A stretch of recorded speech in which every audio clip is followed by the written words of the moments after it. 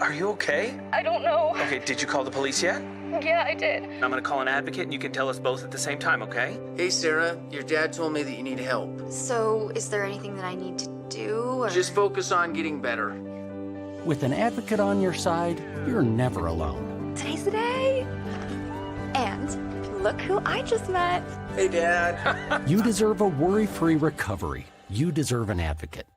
This is the Monty Show, the truth in sports talk streaming. When you want unbiased opinions about your favorite team without the spin, all you have to do is find the Monty Show, streaming live and available 24 hours a day, 7 days a week on YouTube. And now, here's Monty. Hey, the Monty Show. Live on your YouTube machine, Monday, February 10th, 2025, 2025, here on the Monty program. Jake's already a problem. As always, we are presented by The Advocates at theadvocates.com. The best injury attorneys in the business, where you never pay a penny to get clear, risk-free advice. That's why you go to The Advocates at theadvocates.com. Chat with an injury attorney live online 24/7, 365. And it won't cost you a dime. As I tell you every day, the thing I love about the advocates are working in our communities. I think when you get into a major accident, you're injured, you get hurt at work, it's one of the worst days of your life. You need somebody that'll fight for you. You need somebody that understands what you're feeling, who's been there and done that. That's exactly what you get at the Advocates. All right. Everything is great today. The Kansas City Chiefs are dead. It's over. Finally, I have happiness in my sports fandom. The unequivocal ass whooping that the Philadelphia Eagles put on Kermit the Frog last night was amazing. The fact that Trav is probably done. And know your role and shut your mouth. Yeah, that I don't have to listen to him yelling and screaming in his Hair for Men commercials. The fact that I don't have to listen to, Trav and Swelsey and Kelsey. The best part of the Super Bowl was not Kendrick Lamar calling Drake a pedophile. No.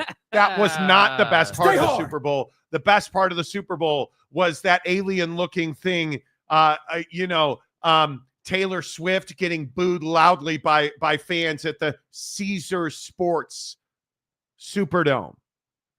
I enjoyed every minute of it, Jake. Yeah, I mean, I have to say that, for once it was nice, to not see the refs get involved in the game. It was nice to see that, a team was able to play the Chiefs straight up and look at the result we get. And I'm just going to keep pushing this. This game yesterday, you get that early offensive pass interference call on A.J. Brown, and we were all like, oh, here we go. Right out of the gate, first deep shot, hey, taking that off the board. But other than that, there was never really another play that put the Chiefs in position to go down and score. Yeah, or to need help. And I think that the crazy part was we didn't get the whole conversation about the Chiefs, starting early on the offensive line. We didn't get any type of issues on defense. It was just a methodical ass kicking, and it really happened in the trenches. I know there were a lot of big plays at the skill positions in this game for the Eagles, but really everything was made possible by the offensive and defensive line of the Eagles. And that's the crazy part. Yeah. I think that Howie Roseman deserves all the credit for this team. I think you look at Jalen Hurts, you look at the Saquon Barkley move is obvious. I think anybody that looks at the way that Saquon Barkley impacted this offense, nobody's had more yards from scrimmage in a season than Saquon Barkley had. You look at the A.J. Brown, Devontae Smith, then you go to Zach Braun, who was a nothing linebacker, makes a critical interception, leads the team in tackles. Nobody else saw that talent. Howie Roseman deserves all the credit in the world. Cooper DeJean, pick six. You look at Josh Sweat, who's a guy, again, that when you look at his tenure in Philadelphia, he's gotten better every single year when you look at the numbers. I just think that this defense and the drafting of this defense and bringing in a stud like Saquon Barkley is exactly what you want your general manager to do. And I think when you start looking at the way that this defensive line is built, and you start looking at the way the secondary is built, and you start seeing guys like Milton Williams, you start seeing guys like Cooper DeJean, as you talked about, Reid Blankenship's another guy a lot of people will point to. Darius Slay's another guy people will point to. This is not a football team that was bought and paid for. This was a team that was built and constructed. I think largely this defense helped them overcome the shortcomings of Nick Sirianni in a lot of ways. I think Kellen Moore's play calling was elite, especially as the season went on. He got much better as a play caller.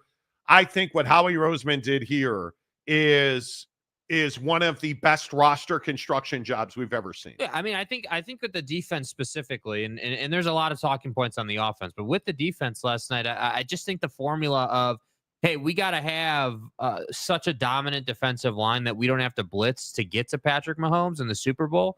That formula is really what powered them. And, the turnovers by Patrick Mahomes, essentially giving them 14 points, the lack of a run game out of Kansas City, the lack of any type of threat from Xavier Worthy, the drops from the Chiefs. Like, the Chiefs never got in any type of rhythm offensively, and they only really scored when the Eagles kind of took their foot off the gas defensively, which you could clearly see later in the game. So I just, I felt like the Chiefs, all the deficiencies finally got exposed by a better team. And that's often what we see in championship games in sports. Hey, two really good teams that have different formulas to get to the NBA Finals or to get to the Super Bowl or to get here or there, their weaknesses are exposed because of the 2 weeks of preparation. And I feel like that's what happened here. Like, notice nobody's saying,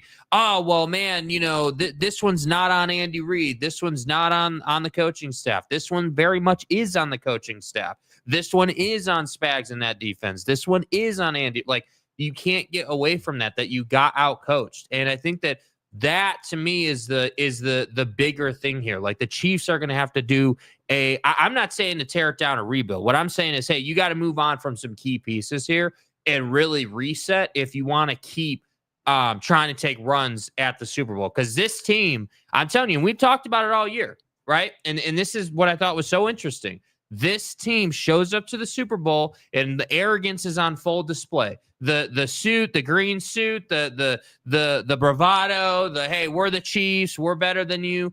That was on full display. And I felt like this energy right here out of Patrick Mahomes is exactly, in my opinion, what's wrong with this team.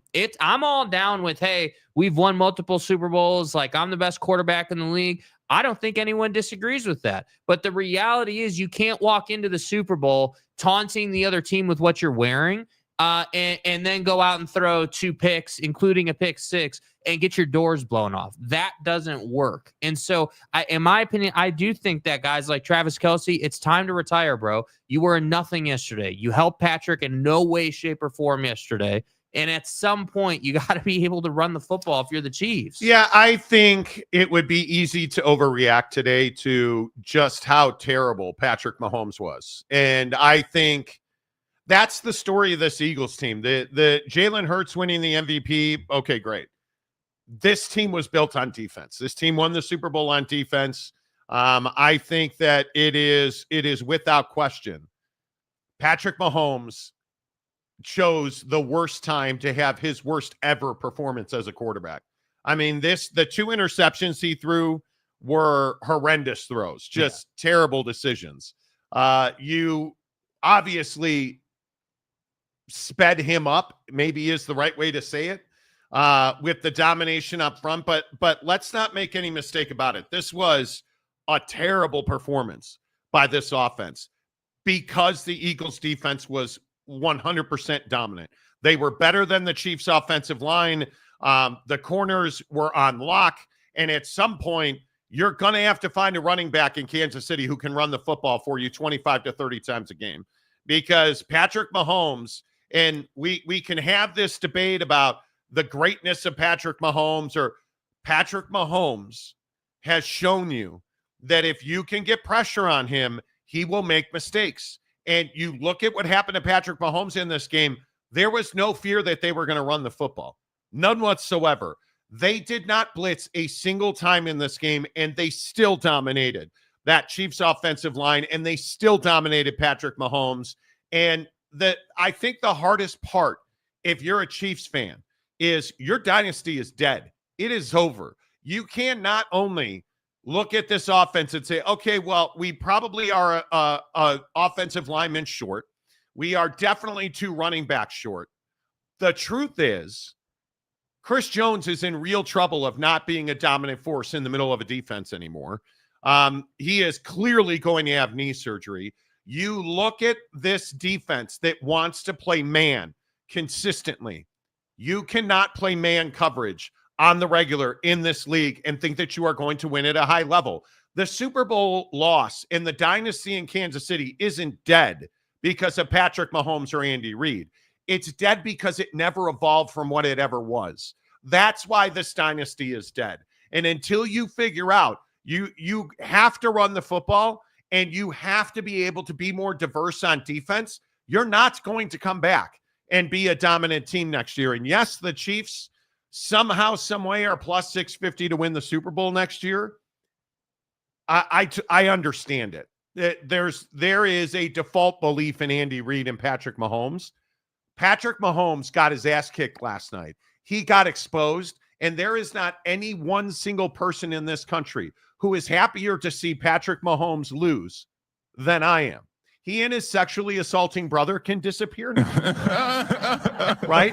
Kermit the Frog and his arrogance and his eagle green suit. Screw you, Patrick Mahomes. This is what's wrong with the cheats. This is why Kansas City is one of the most overrated barbecue towns in the entire country, because you do things like show up at the Super Bowl wearing the opponent's colors. And no, I do not think that this is some minor thing and I'm making too much of it. You were trying to be an asshole, and boy, weren't you? Yeah. I completely agree. And I think that, I think that the whole, hey, Patrick Mahomes is the greatest ever and he's just going to steamroll his way to 7 and, he's going to get 8 and it's all going to be amazing. This is the same type of energy we had when LeBron went to Miami with D Wade and Bosh and they said they were going to win 13 rings. Like it's the same thing. And yes, I will give Patrick Mahomes a little bit of leash and say, I think the Super Bowl is one of the hardest trophies to win in sports. But the reality of the situation is we can't forget what the narrative was coming into this game.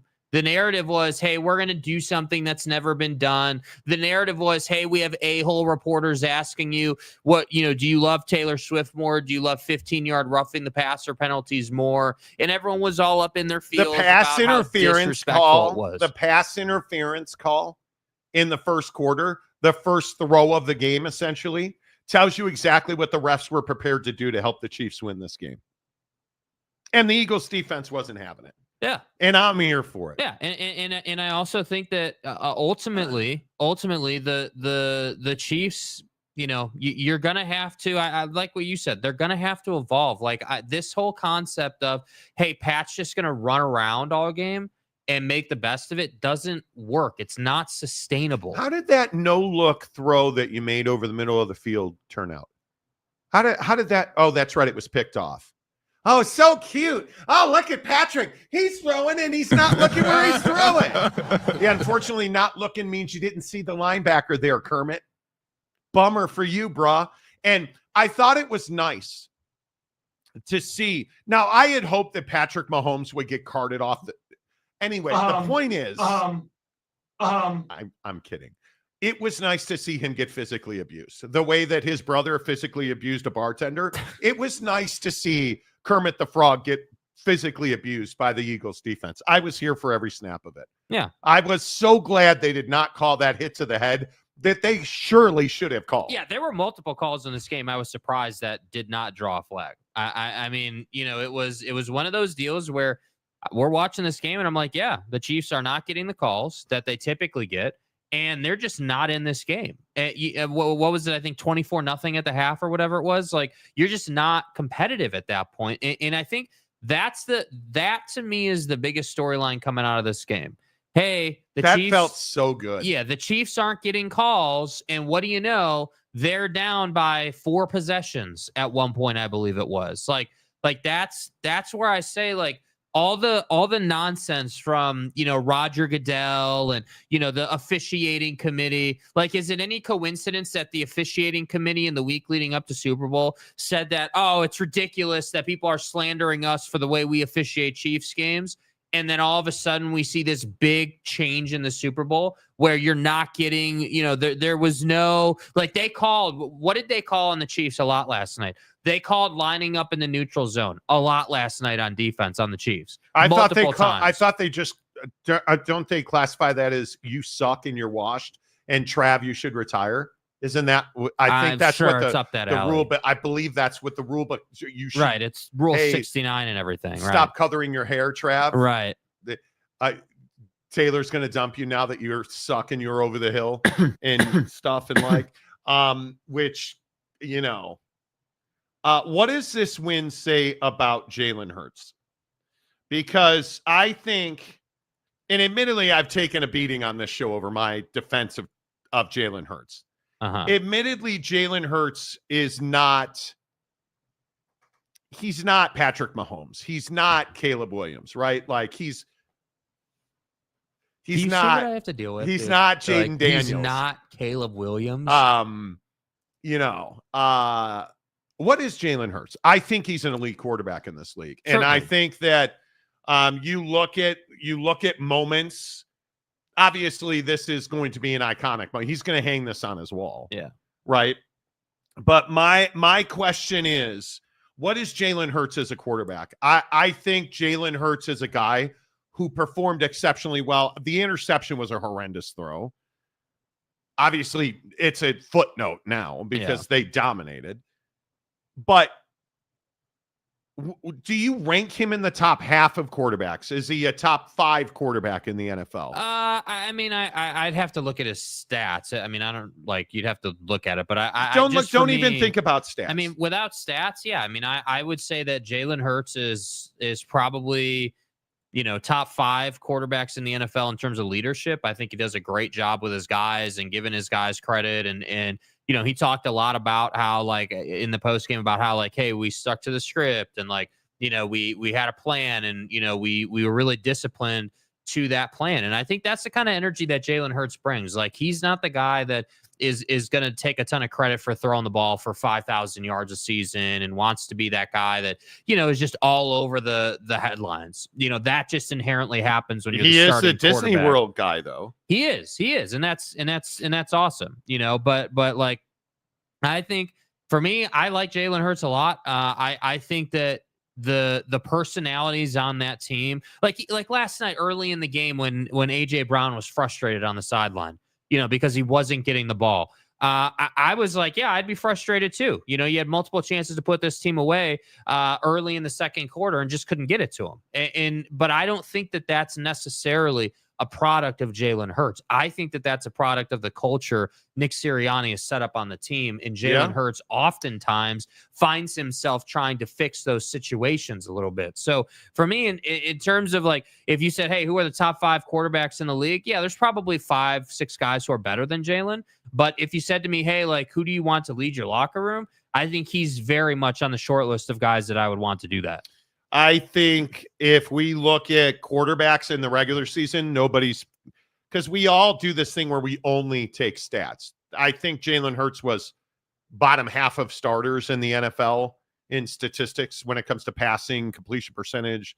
I look at that moment that I always talk about.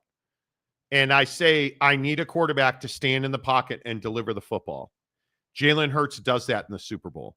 And he's now not once, but twice massively outperformed Kermit the Frog. Mm-hmm. I'm sorry, Patrick Mahomes. I mixed his middle name in there too much. Right. But he's outperformed Patrick Mahomes not once but twice, and significantly.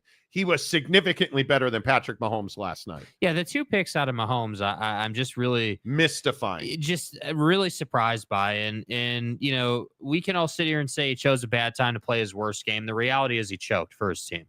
You gave the game away. I mean, you can't go down 24-0 at the half in the Super Bowl and think that you're going to come back with regularity. And I love how this was also funny to me. We're at the half and we're like, all right, well, is this going to be a great comeback or are they just going to get torched? And everybody and their mom on Twitter is like, oh, here we go. Here's the Brady comeback 2.0, right? Here's the 28-3 Falcons game comeback. And it's like, no, dude, this team didn't show any fight in the second half. Well, when he hit that deep shot to Worthy, I think people thought, but I don't know. I think Jalen's elite. I think, is he... Jared Goff is one that's a lot of people will use. Jared Goff or Jalen Hurts? You got to take Jalen Hurts. You got to take Jalen Hurts. He's been there more often. Joe Burrow? I'm taking Joe Burrow. Yeah, I'm taking Joe Burrow. Yeah. I look at the other, statistically speaking, I'm taking Jalen Hurts over Baker Mayfield, number 3 in passing in the NFL. Definitely. I'm taking him over Geno, number 4 in the NFL in passing. 5, Sam Darnold. I'm taking Jalen Hurts over Sam. I'm taking him over Lamar Jackson. I'm taking Patrick Mahomes over Jalen Hurts. Unless it's the Super Bowl, and then I take great joy in the beating. Never mind. Aaron Rodgers, Justin Herbert, Brock Purdy, Kyler Murray, Bo Nix, Matt Stafford, Josh Allen. Yeah, you have to take him over Josh Allen. Jalen Hurts over all of them. Yeah. I'm taking Jalen Hurts over CJ Stroud, Jaden Daniels. Now, and this again, I'm taking Caleb Williams over all of those quarterbacks. Stop. Anyway, I'm taking Jalen Hurts over everybody but Joe Burrow and Patrick Mahomes. Yeah. And I would agree with that. I will die on that hill. I'll continue to say that when I look at the way that Jalen Hurts plays football, his big mistakes are down the field usually. And it depends on how the offensive line is playing because he gets sacked a lot. That offensive line last night obviously didn't need a lot of time because he did. The thing that concerns you about Jalen Hurts is he's got to get rid of the football right now. When he holds the football, he's not a good quarterback. Well, and we're going to find out next year because obviously Kellen Moore is going to leave that team. Going to go be a head coach. So I think you're really going to see who Jalen Hurts is. With a new coordinator and everything. Well, and this goes back to Nick Sirianni, and I love that all the Eagles fans were in our comment section on a video from almost 3 years ago, where to this day, and I thought it was also interesting. Last night, looking at all the post game, nobody even disagrees. Nick Sirianni should have been fired 2 years ago. Yeah. And is this redemption for Nick Sirianni? No, I don't think so. Did he win a Super Bowl? Yes. Does this redeem how terrible they were at the end of the season 2 years ago? No, it does not. No, it does not. And I think that Nick Sirianni is an offensive guy, period. The problem is this team overcame a lot of his BS. This team, I think it'll be interesting to see how does this team do from here going forward? Because now you're everybody's big game. Now you've got a target on your back. It's what, frankly, if we're being honest and taking all the hyperbole out of it, it's what's made the Kansas City Chiefs so special. That and the fact that the refs help them. But the reason that the Chiefs are a dynasty is because they've won 2 and almost 3 Super Bowls back-to-back. Mm-hmm. Well, it wasn't almost 3. They were never in that game. They won back-to-back Super Bowls, which is very difficult to do. And almost nobody is in a position to ever three-peat. They've done that because they stuck together, and they have the greatest head coach who's ever coached in the NFL, in my opinion, and Andy Reid. Nick Sirianni is an average-ass football coach. Is he a good offensive guy? I don't know. because the turmoil, and even this year, there were problems. And he's not a relationship guy. Nick Sirianni's a weirdo. And I think, and I never thought I would say this, Kellen Moore called a hell of a game. Yep. And he really, if you listen to ESPN this morning, they had a whole thing about Kellen Moore and his evolution as an offensive guy. Mm-hmm. And the fact that you don't have to run the football repeatedly, but he does. And he's never been a run guy. He's always been, Kellen Moore's offenses have always been throw the ball, throw the ball, throw it. And now he's turned into a balanced coordinator because he was given an elite running back. Yeah. And he used him in ways he had never been used before. Well, and I think the gutsy calls on fourth down last night, were on full display. I mean, you're 4th and 3, I think it was. And I think it was a 18-yard shot to AJ Brown down the field there on the back shoulder throw to get a first down. Like those are the type of calls where I'm like, all right, you have full confidence that Jalen Hurts is going to get that ball to AJ Brown, and you're not going to have any trouble converting that fourth down. But AJ Brown's a very good example of what's wrong with Nick Sirianni. Mm-hmm. Nick Sirianni has no idea how to manage personalities. And I think it's his biggest weakness. I think you look at their struggles with culture and character on that team this year. Yeah. You look at the strife, you look at the acting out, you look at the sideline antics, and a lot of it's AJ Brown, right? A lot of it was, and Nick Sirianni's never fixed that. He's never going to be a guy that's loved or beloved. He's never going to be that guy. The question is, can he, again, Kellen Moore's going to be the head coach of the Saints by all accounts.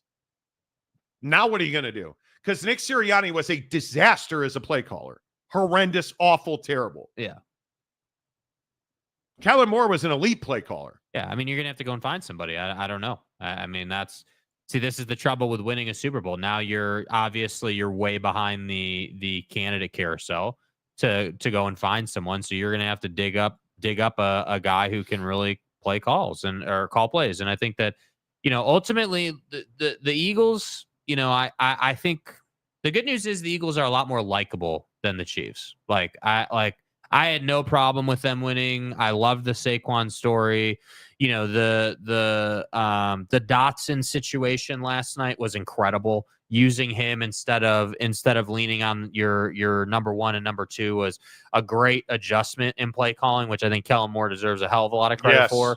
And I just think that, last night was kind of a culmination for the Eagles where you didn't have Saquon break off any huge runs. You didn't have, massive. You really only had one shot down the field to Smith. That was it. I think that was the late third quarter bomb that they had hit there. It might have been fourth quarter, but it wasn't like you had all these huge plays. What you did really well, though, and we're sitting here talking about it last night watching the game, I loved the fact that when they got ahead by 3 scores, you could clearly see the mentality shift to, hey, we're not going to snap the football with more than 10 seconds left on the play clock. And then we're going to be really intentional about, continuing to push down the field. Like they had, I think it was 3 drives in a row where it was like 7 or 8 play drives, and then they kicked a field goal, which in that situation is fine. Typically, you wouldn't want to just leave it out on the field for a field goal. But in that situation, great. Chew up 7-8 minutes of game clock,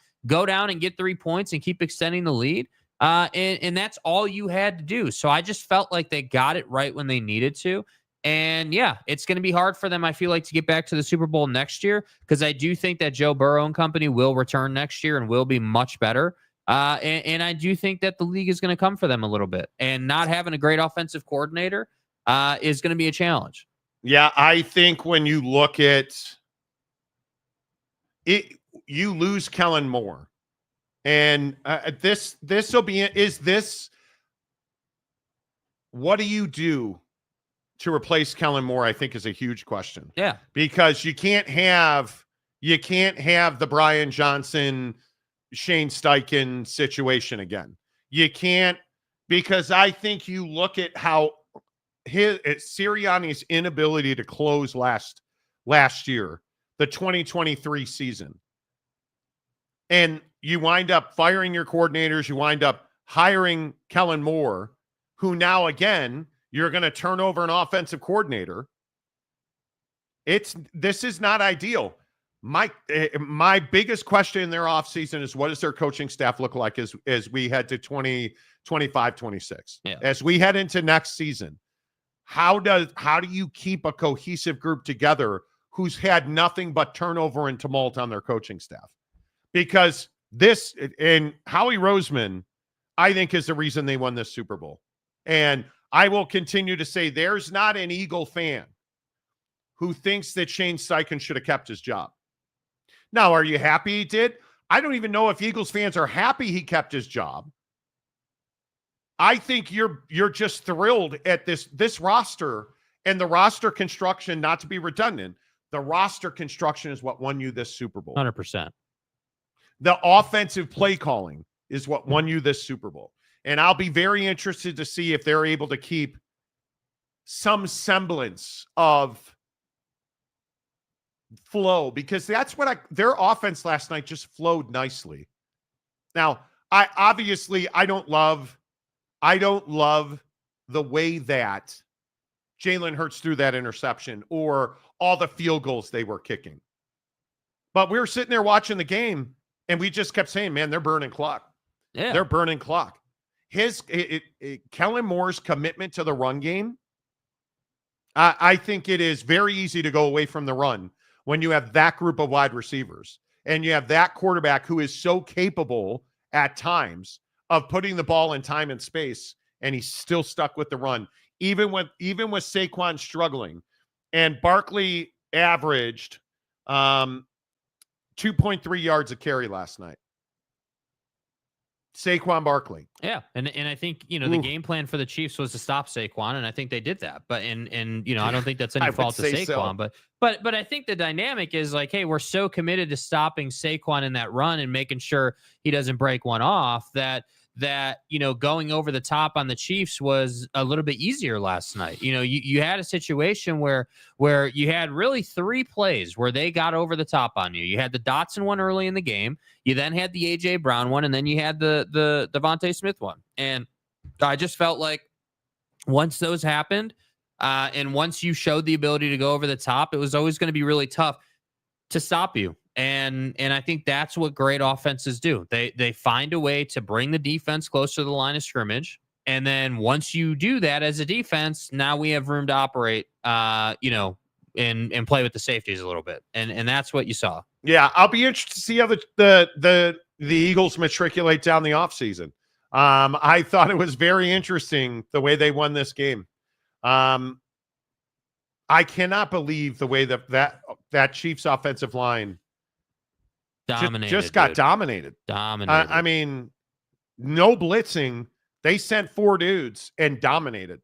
That's the risk that you took drafting Jalen Carter. The risk that you took just in a lot of guys on that defense. Yeah, the incredible thing is, and we were talking about this before the show, like Jalen Carter not having a sack or I think a tackle last night. Not a sack or a tackle. But the impact that he had on that game was insane because, again, you were getting a lot of pressure off the edge on the left side. But then, the problem for Mahomes was that Jalen Carter was getting home on the interior. And that didn't really give him anywhere to go. I mean, there were multiple times last night where Jalen Hurts ran for probably 15 yards in the second half. Yeah. When the pocket collapsed and there was nobody. Well, the design quarterback runs were masterful. Yeah. That's why I'm telling you, we can sit here and we can wax poetic about redemption for Nick Sirianni. I agree. This is not this. Nick Sirianni's the head coach of the Philadelphia Eagles. Howie Roseman won this Super Bowl. Yeah. Kellen Moore, the play calling, and Nick Sirianni talked about it all week long in the lead up to the game. He has no input on play calling. He is not the architect of this offense. Yeah. I just don't think he's the one that deserves credit for winning the Super Bowl. No. I don't feel like that's controversial. The discipline of Nolan Smith the Eagles defensive end, he deserves credit for winning this Super Bowl. The way that you look at it, the discipline of Brandon Graham getting punched in the face and not retaliating. Yeah. The discipline of this defense to do their job. They're well coached defensively. They executed. The risk you took on Jalen Carter in the middle of that defense completely paid off. The Cooper DeJean pick. How does he make that play? How on earth does Zach Bond make that interception on a guy that was left for dead that nobody else wanted? Yeah, that was the interception where I was like, okay, your linebackers are making hands catches. Like, that's crazy. Josh Sweat absolutely dominating. Absolutely dominating off the edge. Probably should have been the MVP. I mean, I'm not even being a hater. Jalen Hurts is a starting quarterback, and that's why he won the MVP, in my opinion, and 3 touchdowns. Sweat probably deserved the MVP of the game. I mean, yeah, he caused the 1 interception, driving Thuney back into Kermit the Frog. Yeah. Whose brother is a sexual assaulter. Right. Such as in like. And stuff. But Sweat probably deserved the MVP of that Super Bowl, if we're being honest. But I don't know, here, near, there. All right, a couple other things I want to get to on this game. We can put this to bed right here. You can just stop talking about this. Yeah. Patrick Mahomes now has more interceptions in the Super Bowl than Tom Brady had combined in his career. You can just put this conversation to bed. And you look at Patrick Mahomes, I think he needs a strong dose of some humble pie. Humble freaking pie. Because Chiefs fans, you can spin this any way you want. You can't show up wearing that suit. And everybody noticed it. Your arrogance. Well, that was the point, though. He wanted everybody to notice it. That's the thing. Your arrogance, your unwillingness to understand that there was, and I don't know how to break this down for you. There was a chance you were going to lose this game. And I'm not sure. You listen to Andy Reid talk. This is what Patrick Mahomes should sound like. Yeah, listen, they all hurt. You get this far. You battled your tail off to get this far. Very, very hard to do. And, you know, it's we spent a lot of time doing this. And it's not a hobby, right? So we're in it the whole way and spent a lot of hours doing it as players, as coaches. So it's going to hurt. They all hurt when you get to this level and these things happen. Three-peat aside or any of that stuff, that you get this far and you don't play as well as you want to, it hurts. It's exactly right. Yeah, it's really well said. And Kermit the Frog. Credit to the Eagles, man. They played better than us from start to finish. We didn't start how we wanted to. Obviously, the turnovers hurt. And, I mean, I take all the blame for that. I mean, just those early turnovers swing the momentum of the game, and then they capitalized on them, and they scored. I mean, they scored on the one, and then they got a touchdown immediately after. So that's 14 points that I kind of gave them, and it's hard to come back from that in the Super Bowl. And so just didn't play to my standard, and I have to be better next time. It isn't that – so you didn't play as well as you could have played. It wasn't that you got physically dominated. It wasn't that your slick-ass, no-look interception throw was a problem. The guy is just so full of arrogance. The guy, and I understand you're a quarterback in the NFL. You're the best quarterback in the NFL. Totally get it. That guy needs a dose of humble pie. Yeah, I was just surprised that – so generally speaking, I think that Patrick Mahomes – is not somebody that like I hate as an athlete or I dislike greatly. What I didn't like this particular year out of Pat was the fact that this Chiefs team all year, Kermit the Frog and company, were barely getting by. Right? You look at how they won most of their games. The famous stat all over the place. Oh, they're 11-0 in one possession games. Okay, well, what's the dark truth about one possession games? You were unable to put teams away. You were unable to beat teams in dominant fashion. But Trav. Right. And so then But Trav. the spin cycle is Trav and great offense and the defense. Look how dark Trav's hair is. Man. Just an incredible Spags defense and all the disguise. Hey, can you show me Taylor Swift again? And so then let's put her on screen one more time. What I didn't like was that you as Patrick Mahomes know that your team is not nearly as dominant as it was the first couple of runs. And your brother sexually assaults bartenders, allegedly. Such as and like. And so then you still roll up in that suit. You still think it's okay to show up the opposition and to act that way. And I don't know, man. I just didn't like that anytime you're as the favorite making it about the other team, that's not the right way to go about it. No, and then you have the other quarterback not talking about himself, but talking about his defense. And I think we had a focus group out there. Offense was able to score points, to take advantage of opportunities, just enough to put points on the board, and then defense played their ass off. They played how they played all year. And I truly believe offense wins game, but defense wins championships. And how that defense has been able to play, it's a great testament to them. It's been a long journey. It's been a journey of ups and downs and highs and lows. And I've always stayed true to it in the end. And having this vision of just being the best that I can be, and that evolving over time into this desire and this flame inside to win. And you don't do great things without the guys around you. Oh, man, I could have done better, and just wasn't my best performance. But, me and my brother, who, I don't know if you saw, he sexually assaulted a bartender. We picked out this green suit. Fly, Eagle, fly, bitches.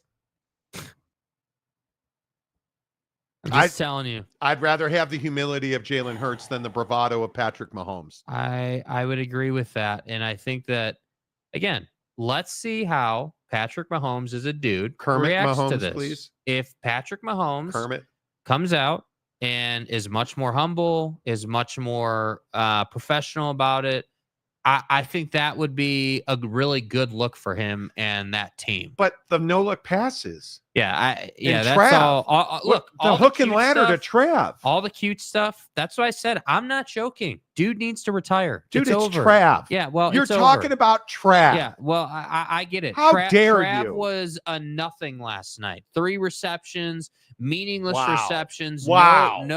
No yak yards. But the hook and ladder. Yeah, whatever, the dude. Laterals. Whatever, dude. And Swelsey. Yeah. Trav. Yeah, I'm over it. I'm over it. The Chiefs need to reset, and I'm tired of hearing about. Like, I'm just done with it. If you're a Chiefs fan, I don't want to hear about your greatness anymore. It feels so good that the Chiefs lost this game. Yeah, it's cleansing. Yes, it's a high colonic. Yeah, it feels like you can just flush it all out now. Like Trav. Hydroxychloroquine. Oh, Trav. Shut up. Yeah, now we can go do your stupid podcast with your brother. Yeah, now we can move along to pitchers and catchers reporting in 10 days and feel good about it. And that's Shoda. Shoda. Yeah. The great gambler and company, Trav. It's Trav. He's not retiring, unfortunately. But hey, at some point. All right, let's get to your thoughts here on the Monty Show. Now, we should also probably skip over Prize Picks today. I mean, nobody wants to hear about us in Prize Picks. And... Hey, I'm just curious, how did the under on Saquon Barkley that I told you how did that work out for you? Let's look. Let's not look. I won 1 of 3. It's not good. It's not good. On Prize Picks last night, I did win. Xavier Worthy over 56.5, Juju over 15.5. Saquon Barkley absolutely kicked me right in the butthole with the point of his toe by not scoring a touchdown last night. It absolutely crippled me because I nailed Jalen Hurts. Absolutely. I told you Jalen Hurts is a pimp in every sense of the word. I told you to take that. What did I would also, and damn it, I would like my flowers. I would like my flowers on Kermit D. Frog. Yeah, the D. What was his number? 268 and a half passing yards. I told you less, 257. Is it possible that they could ride the D? No. What did I tell you about Saquon? Under 113 yards rushing. The Kansas City Chiefs, who have the most overrated barbecue in the entire country, it actually sucks. And Patrick Mahomes' brother, you might have heard this. Anyway, the point is, the Chiefs don't give up 100-yard rushing to any one player. They do not. How'd you do last night? Good. 2 for 4. Yeah, pretty solid. Jackwagon. Pretty solid. 1 for 3 last night. Took home $65. Yeah. Because Saquon Barkley didn't score a touchdown. We will at some point. You know, it was funny early in the game on that bomb down the field to Dotson. When we initially thought it was a touchdown, but then it clearly showed he was down at the 1. We were both like, yes, turn around, hand it off, power run game into the end zone. And what do? They go right to the tush push, of course. Of course. And I hope they outrule it outrule it. Anyway, the point is, I don't know if you heard about Patrick Mahomes' brother. Because it's illegal. It's Trav, dude. Yeah. Anyway, Whatever. the point is, Prize Picks. Download the app. Now we move into full NBA. Anthony Davis. Dude. Stay hard. Not Anthony Davis. Luka. My point. DK4. Yeah. My name is Luka.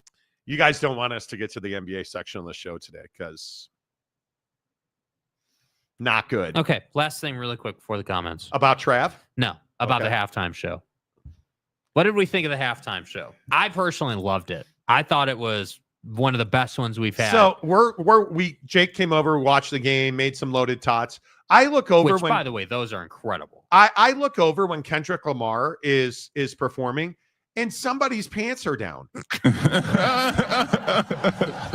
Well, Monty, I saw the A minor chain and it just really turned me on, What's an erection? I think if you are a hip hop fan, specifically if you're a West Coast hip hop fan, you loved that. Yeah.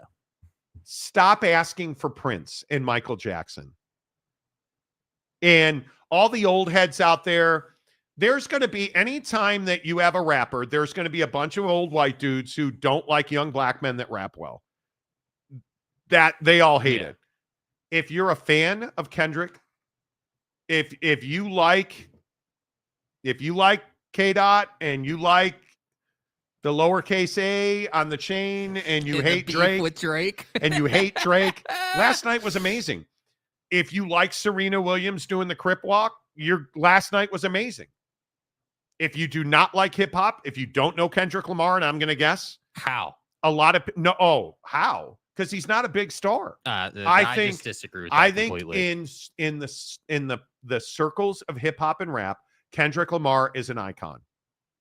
If you are the guy that likes country music and you drive a pickup truck and you live in Texas or Florida, you think that show sucked. You do. It was an amazing performance. Yeah. It was the second best West Coast rap performance of as far. I think it's only number 2 to Dre. Yeah. I think it is. It is, as far as musical performances at halftime go. Is it Michael Jackson? No. Is it Prince? No. Who else has been? Nobody has been. You're talking about the greatest of all time. Kendrick Lamar was spectacular last night. Yeah. He was in full form. He was everything that you wanted a performance like that to be. Kendrick Lamar gave that to you. He gave you showmanship. The choreography in that show, the simplicity of it was refreshing. It was amazing.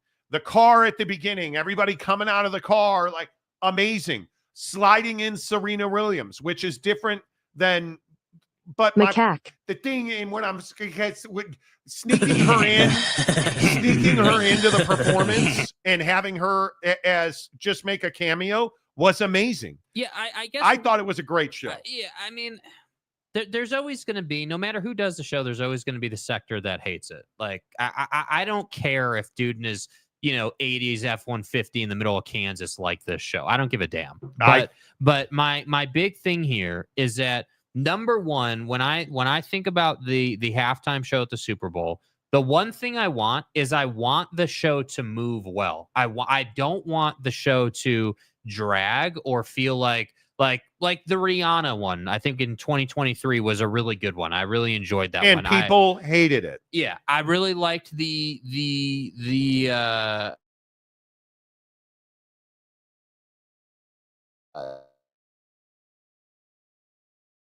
most, just on point selections that the NFL has made to do a halftime show. And I guess just watching this halftime show last night, there wasn't a song in there where I was like, man, like this song probably shouldn't be on the set list. I was more like, dude, like hit after hit after hit, like it moved well. The beef between Kendrick and Drake, to me, is no longer a beef at this point. Kendrick has put him to bed and Drake hasn't responded. And at this point, it's just more of this situation where this is the NFL appealing to young people. They're not going to put, the greatest country music star to do the halftime show, or they're not going to put, like you said, you're not going to do the Michael Jacksons, that kind of star. Like Beyonce has played at this point. Like how many times are we going to have the Beyoncés of the world do the halftime show? And I agree. There's a conversation about Lil Wayne, right? The problem with Lil Wayne is that I think he's too far out there for the NFL. Like, I love Lil Wayne's music. They don't trust him. But again, every year, last year was Usher, and people said it sucked. It was an amazing performance. Yeah. Go back to like Shakira and J-Lo. Oh, yeah. J-Lo didn't have enough clothes on. And this is the issue that we have now, what is the overwhelming majority of millennials and younger listening to in this country? Mm-hmm. Hip hop, R&B, West Coast hip hop, rap. Yeah. So when you look at the guys who have performed, I was looking at this last night. Shakira and J-Lo, the biggest comment that everybody made about that show was J-Lo wasn't wearing enough clothes. Mm-hmm. Okay. It's obscene. And now, this year we've got all the conservatives in the country saying, Kendrick Lamar shouldn't be cursing. He didn't curse one time in that show, and it just wasn't good enough. You look at The Weeknd. The Weeknd of the recent halftime shows, The Weeknd was probably the one that was the most well received. Mm-hmm. He made an obscene amount of money on that show. Yeah, and I do think that and I think this matters. Like when you do a halftime show, the GIFs and the TikToks and all the social impact it has, The Weeknd did a great job with that. I mean, we have loads of that. But then you look at Dre and Snoop, fantastic. Yes. Fantastic. And people didn't like it because they're, in my opinion, they're rappers, they're black, and they're multi-millionaires, almost billionaires. Mm-hmm. That doesn't play well in our current climate. I truly think that when you look at Rihanna, when you look at Usher, you look like Kendrick Lamar's performance was spectacular. Yeah. But if you don't know Kendrick Lamar, and I truly think, I don't know that there's a country music fan who knows who Kendrick Lamar is. I do not. And I don't know what else. Quick search. How many streams or like some kind of stat to put? We won't know that until today. No, but like just like where does Kendrick rank like nationally? Like because right now, obviously, he just won the Grammys, and he's got. I think he's got two on the top 200 in the top 5 right now. Like, he's massive. Let's look at the stream numbers. Yeah. Right. Just to kind of put it in perspective, like, because my personal opinion is, without knowing the numbers, my opinion is that if you don't know who Kendrick Lamar, if you don't know the name Kendrick Lamar, it's because you're just not paying attention. Kendrick Lamar, what everybody's talking about last Wednesday is he surpassed 1 billion streams on Spotify already. Mm-hmm. He's a massive star. Yeah. But I don't think he's a massive star in rap and hip hop circles. I don't think your garden variety folks. So daily, On average, he's doing about 47 million streams a day on his music. A lot. Yeah. Who's number one? I don't. It's not a. There's not. It's just his numbers. I can try to find a. I think when you look at the way that our country is currently oriented, and you look at Kendrick Lamar's profile, I don't think anybody. The funny thing is, I don't think anybody knows what the A around his neck is about. I don't think anybody knows his beef with Drake. Okay, so here's this is Spotify only. Okay, Spotify, which is the number one source of music streams in this country. Yeah. So Bruno Mars, and this is monthly, 151 million streams a month currently. The Weeknd, 123. Lady Gaga, 120. Billie Eilish, 105. Bad Bunny, 95. Coldplay, 92. What is the date on this? This is going to be. Let's see if they have a date on this. I don't know. It's one of the top searches on Google for Spotify streams. So yeah, I don't know that that's current, my guy. Okay. Anyway, the point is, it is, he's a huge star. That's inarguable, right? But what I think is that when you look at streams and you try to understand, he's dominant on Apple Music, right? But if you're a country music fan, do you know him? In the comment section, do you know who Kendrick Lamar is? Can you name one song of his? I can name probably 10, but I listen to his music all the time. Mm-hmm. So, Harry Austin, I know the name, but I don't know the music, which is fine. The halftime show was not meant for me, but I enjoyed it. There you go. It's just crazy, the backlash that was on SM. What is SM? I don't know what SM is. Social media. Okay.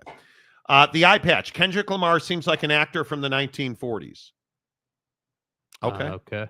Okay. Would have done better with Tupac hologram. Okay. The hatred for halftime shows comes down to one thing, and it's not the genre of music. No, it is not. Agreed. I would agree with that. I think race and rap go hand in hand. They can't not.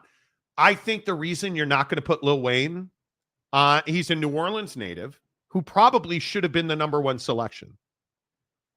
He's a black guy that has a history of drug arrests, who is heavily tattooed, and his lyrics are very, very, very R and X rated. Yeah. That's why you're not going to put him on. Yeah, not great for a halftime show. No, that's exactly my point. Yeah. But when you look, like, who else would you even have put there? Who else? You could pick 1,001 people, I guess. Mm-hmm. But I don't know that we as a society would ever agree on one person being amazing. I just don't think that that's where we are currently. So, it is what it is. Let's see. The eye patch. I do not and cannot. I don't know what that means. Oh, on Kendrick Lamar. Okay. Which is cool. Good morning, Shouty. Good morning to you. Anthony Street Clothes Davis. We'll get to it. Yeah. Trust me. We will get to that. Steely, good morning to you. Bart Starr, Joe Namath, Ken Stabler, Jalen Hurts, Alabama quarterbacks who've won Super Bowl MVPs. And don't forget that Ken Stabler is the greatest quarterback anybody's ever heard of. Yeah. I can't remember who said that, but Harry Austin, I think. He didn't say that exactly. Tanner Plummer, of course, Tanner is here today. You guys expected Saquon to get the ball after the doxing catch? No, we didn't. We actually said that they're going to throw the ball because it's man coverage. Did you guys even watch the Eagles game? Why are you being a red ass, dude? Have a good day. I didn't watch the Super Bowl, really. Okay. I thought he was advertising Amazon with his necklace. That's what I thought, That's too. what Jake thought. That's what I thought, because he too. has a partnership with Amazon. Yeah. Kendrick Lamar does. Eric Wasikowski, new metal needs a halftime show. Okay. But what is the halftime show supposed to be about? The halftime show is supposed to keep you from tuning out. Mm-hmm. That's why you usually will see interviews with presidents or during a Super Bowl broadcast, like in the pregame show, because they want you to have a reason to listen. I thought it was interesting, Lady Gaga, who looked horrific, but her performance in the pregame show, why did they do that? Because she's Lady Gaga and you wanted people to watch. Yeah. That's why Kendrick Lamar is, and I think most people probably know this, they don't pay money to the halftime performer, usually. So Kendrick Lamar didn't get a paycheck. What the NFL offers you is production cost to a certain barrier. I can't remember the number I was reading about last night. I think you had said it was like 7 million or something like that. The Weeknd and Snoop and Dre all paid well for their own production costs because they wanted to do bigger productions. But what's the result of that? Significantly more music streams, which is how they get paid. The Weeknd, I was reading last night, The Weeknd, I mean, exploded. Like, I mean, the guy made so much money on his halftime performance. That's why people do it. That's why Kendrick does it, because he's got a new record out and he's got new songs out. And this whole, you don't even know this, but Drake and Kendrick Lamar have a battle. Drake is actually suing Kendrick Lamar for libel or slander, whatever it is, because Kendrick has called him a pedophile, which is what the A is about, which pissed a lot of people off. Yeah. So there's a lot surrounding that. You know, the LA halftime Super Bowl show is still the best, yet you can't tell us who it was. Okay. The Serena wasn't random. She's from Compton and dated Drake. Okay. Random meaning that you put her on for a cameo.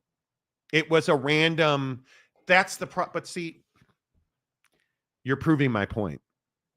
Nobody knows that. Nobody knows that. Who knows that I think everybody knows she's from Compton, but who knows that she dated Drake? Yeah, I don't think many people know that. And I don't think anybody cares. I really don't think anybody cares. It's Prince, Monty. Even Mother Nature and her Purple Rain agreed. I think Prince was one of the better halftime shows, for sure. Absolutely. I wasn't really paying attention to the halftime show. I was focused on what the Eagles needed to do to get the... Okay. I'm sure you were. My son hates the cheats and loves Kendrick Lamar. I had more fun watching him enjoy the game than anything else. Well, there you go.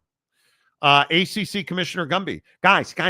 All the skinny jean rappers are lame. Also, dude. Carrie Underwood literally wrote the old intro song for the NFL used for decades. You guys are clowns. She didn't write the intro song for the NFL. Isn't she on Sunday Night Football? It's not the intro song for the NFL. But, okay. Good morning, y'all. Halftime show was good. I thought it was good, too. CM, Lil Wayne not performing has little to do with Lil Wayne's marketability and more to do with Jay-Z. Okay. No, I don't think it does. The LA Super Bowl halftime was a callback to most of great rappers of the past, and it was universally loved. People love throwbacks. The NFL probably needs to do more throwbacks. But why would you not put one of the biggest stars in the world on? Which is what they did with Kendrick. And I thought he executed perfectly. Yeah. Or System of a Down for halftime. Nobody would watch. Nobody would watch. Nobody would watch. You guys really need to move out of Utah. Yeah, we have no culture whatsoever. None whatsoever. Like, what does that mean? How is it that I can always count on the comments section to say stuff like this? Like, because we don't agree with him. Like, my God, what does where we live have to do with enjoying a halftime show? Like, dude, we spent a decade in California. We've lived in, I grew up in Chicago. Like, you have no idea what the hell you're talking about, dude. That's wild. The 2022 halftime show will probably never be topped for me with Dre, Snoop, Eminem, Mary J. Blige, Kendrick. Yeah. So the question is this halftime show in your top 5? Well, I mean, I am 52 years old. So when I look at halftime shows, I go back a little further than most people do. I think Justin Timberlake was spectacular. Yeah. I think when I look at Bruno Mars, that's probably the one that I remember the most. That was spectacular. He's universally liked. Like Bruno Mars is a great selection for a halftime show. Yeah, I would agree. Yeah, the Black Eyed Peas 15 years ago. But what I remember about like Madonna, she had 3,000 people come out and do cameo performances with her. Right? Like that's what I think we need. I think the problem last night was like Mustard coming out. Nobody knows who that is. Yeah. Only a young person would have any idea who Mustard is. Last night, the problem, I think, was there wasn't wide appeal. Yeah. Which I think was very intentional. They wanted the younger demo. Football has a problem with young demos. They need that young demo. Mm-hmm. And I think that's why Kendrick did. But if we're talking about top fives of all time, I think, man, was Prince really 2007? That's how long ago that was? That's insanity. I think certainly Prince is one of my favorite. I mean, everybody always references the Bruce Springsteen one, but like, right. I think Prince, Bruno Mars, Snoop and Dre certainly was spectacular.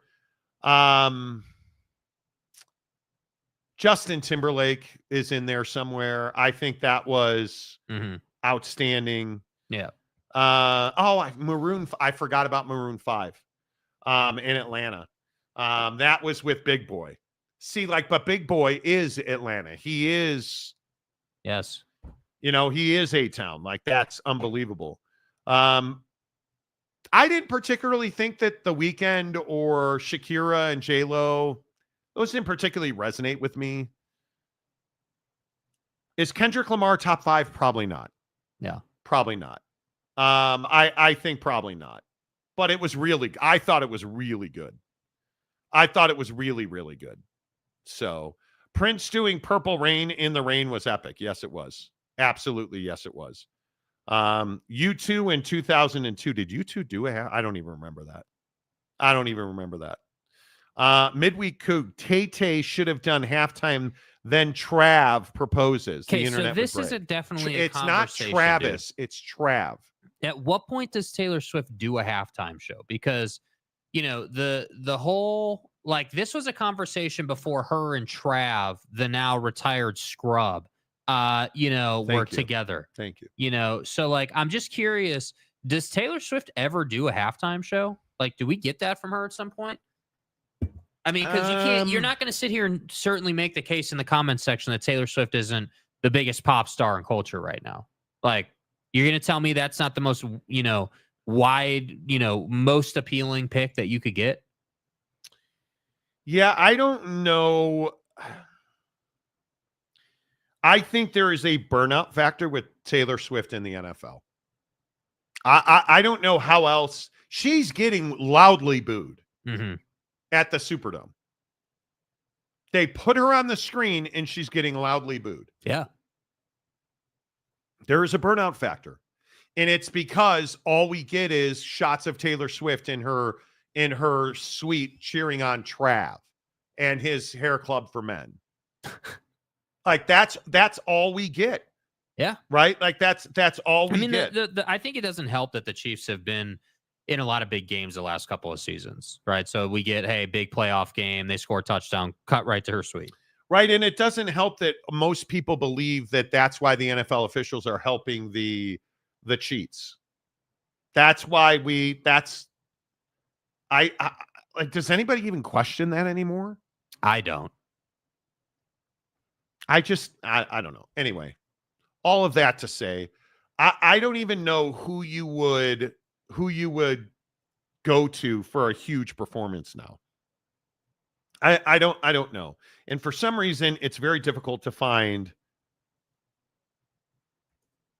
stupid music charts. Yeah. Like, who do you listen to most? I mean, I would say, Kendrick's definitely up there for sure. I mean, I go on, I'm very much like a streaky music listener, like I hadn't listened to Kendrick for a little while because the thing is, like, when you're scrolling around social media, you hear his music all the time. Like, so when you talk about like, hey, well, what do you listen to in the car? What do you listen to on the regular? Well, it's like, all right, well, yeah, Kendrick's in there somewhere, Dude, but okay, so this is updated as of to the minute from Apple Music. Kendrick Lamar, Not Like Us, #1. Right. Somebody named SZA, never heard of you. She was the woman in the red suit singing with Kendrick last night. Don't care. Luther with Kendrick Lamar and SZA, #3. Kendrick Lamar, TV Off, #4. Morgan Wallen, I'm the Problem, #5. Yeah, he's a big country star. Lady Gaga and Bruno Mars. I know who Morgan Wallen is, you prick. Lady Gaga and Bruno Mars, Die With a Smile, #6. Kendrick Lamar, Squabble Up, #7. The Weeknd, Timeless, #8. Chapel Roan, #9. Bad Bunny, 10 and 11. Billie Eilish, 12. The Weeknd, 13. Billie Eilish, 14. Morgan Wallen, 15. All the same people. Yeah. So that's what I'm saying. With all due respect, like, again, it works both ways, right?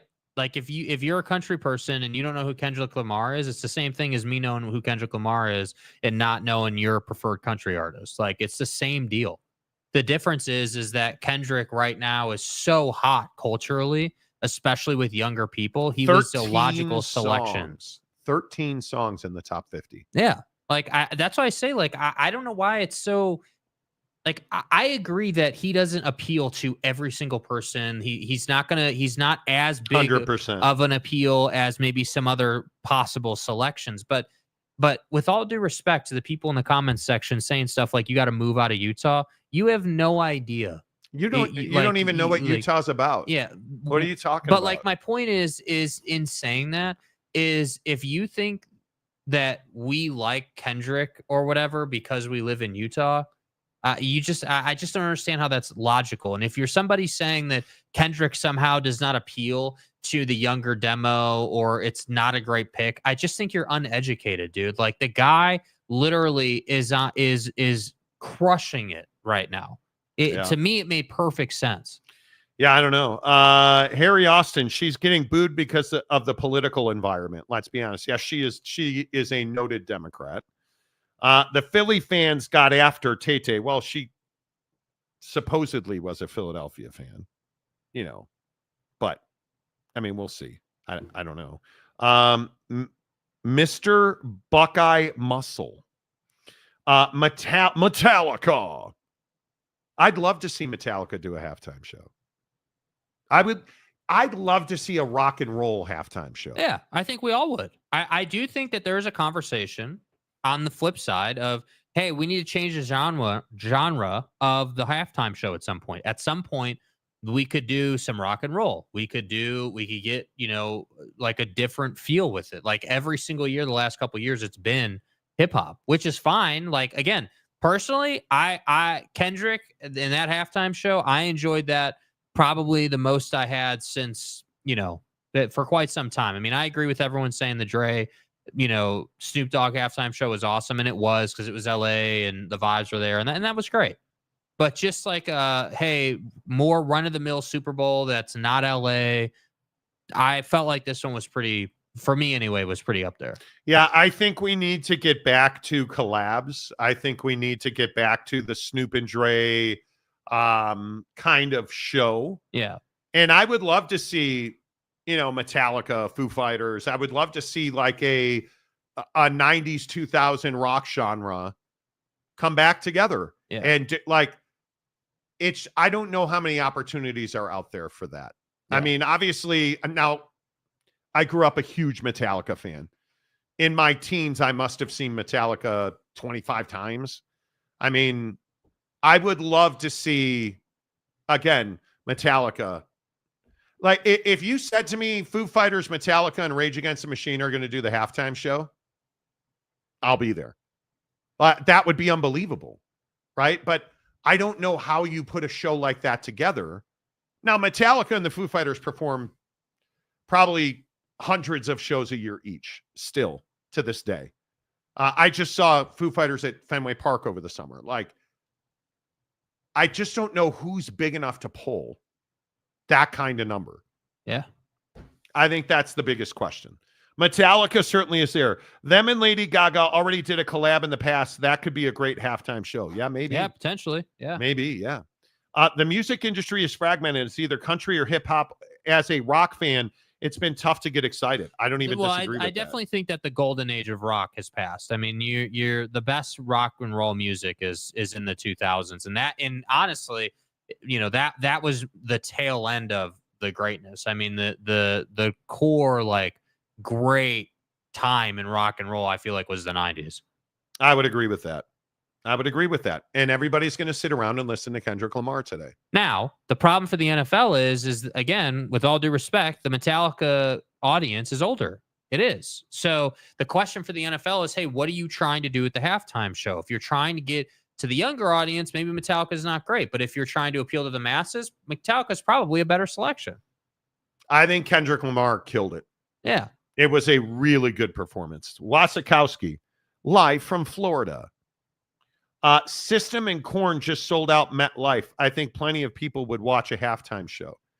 The problem is that crowd is not 50,000 people or 100,000 people or 500,000 people. You're talking about 1 billion viewers that you're trying to keep on the TV at halftime. Nobody, there's people in this chat who can't name a Korn song, who can't name a System song. Let that sink in.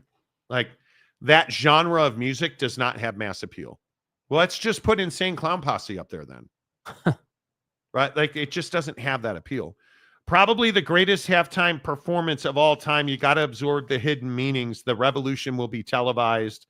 Well, yeah, and the lights at the end when the show ended, they had all that. I can't remember even what it said, but right time, wrong guy. He did not win a Pulitzer for nothing. Yeah, I mean, I think the cojones on Kendrick is massive. I think he doesn't care.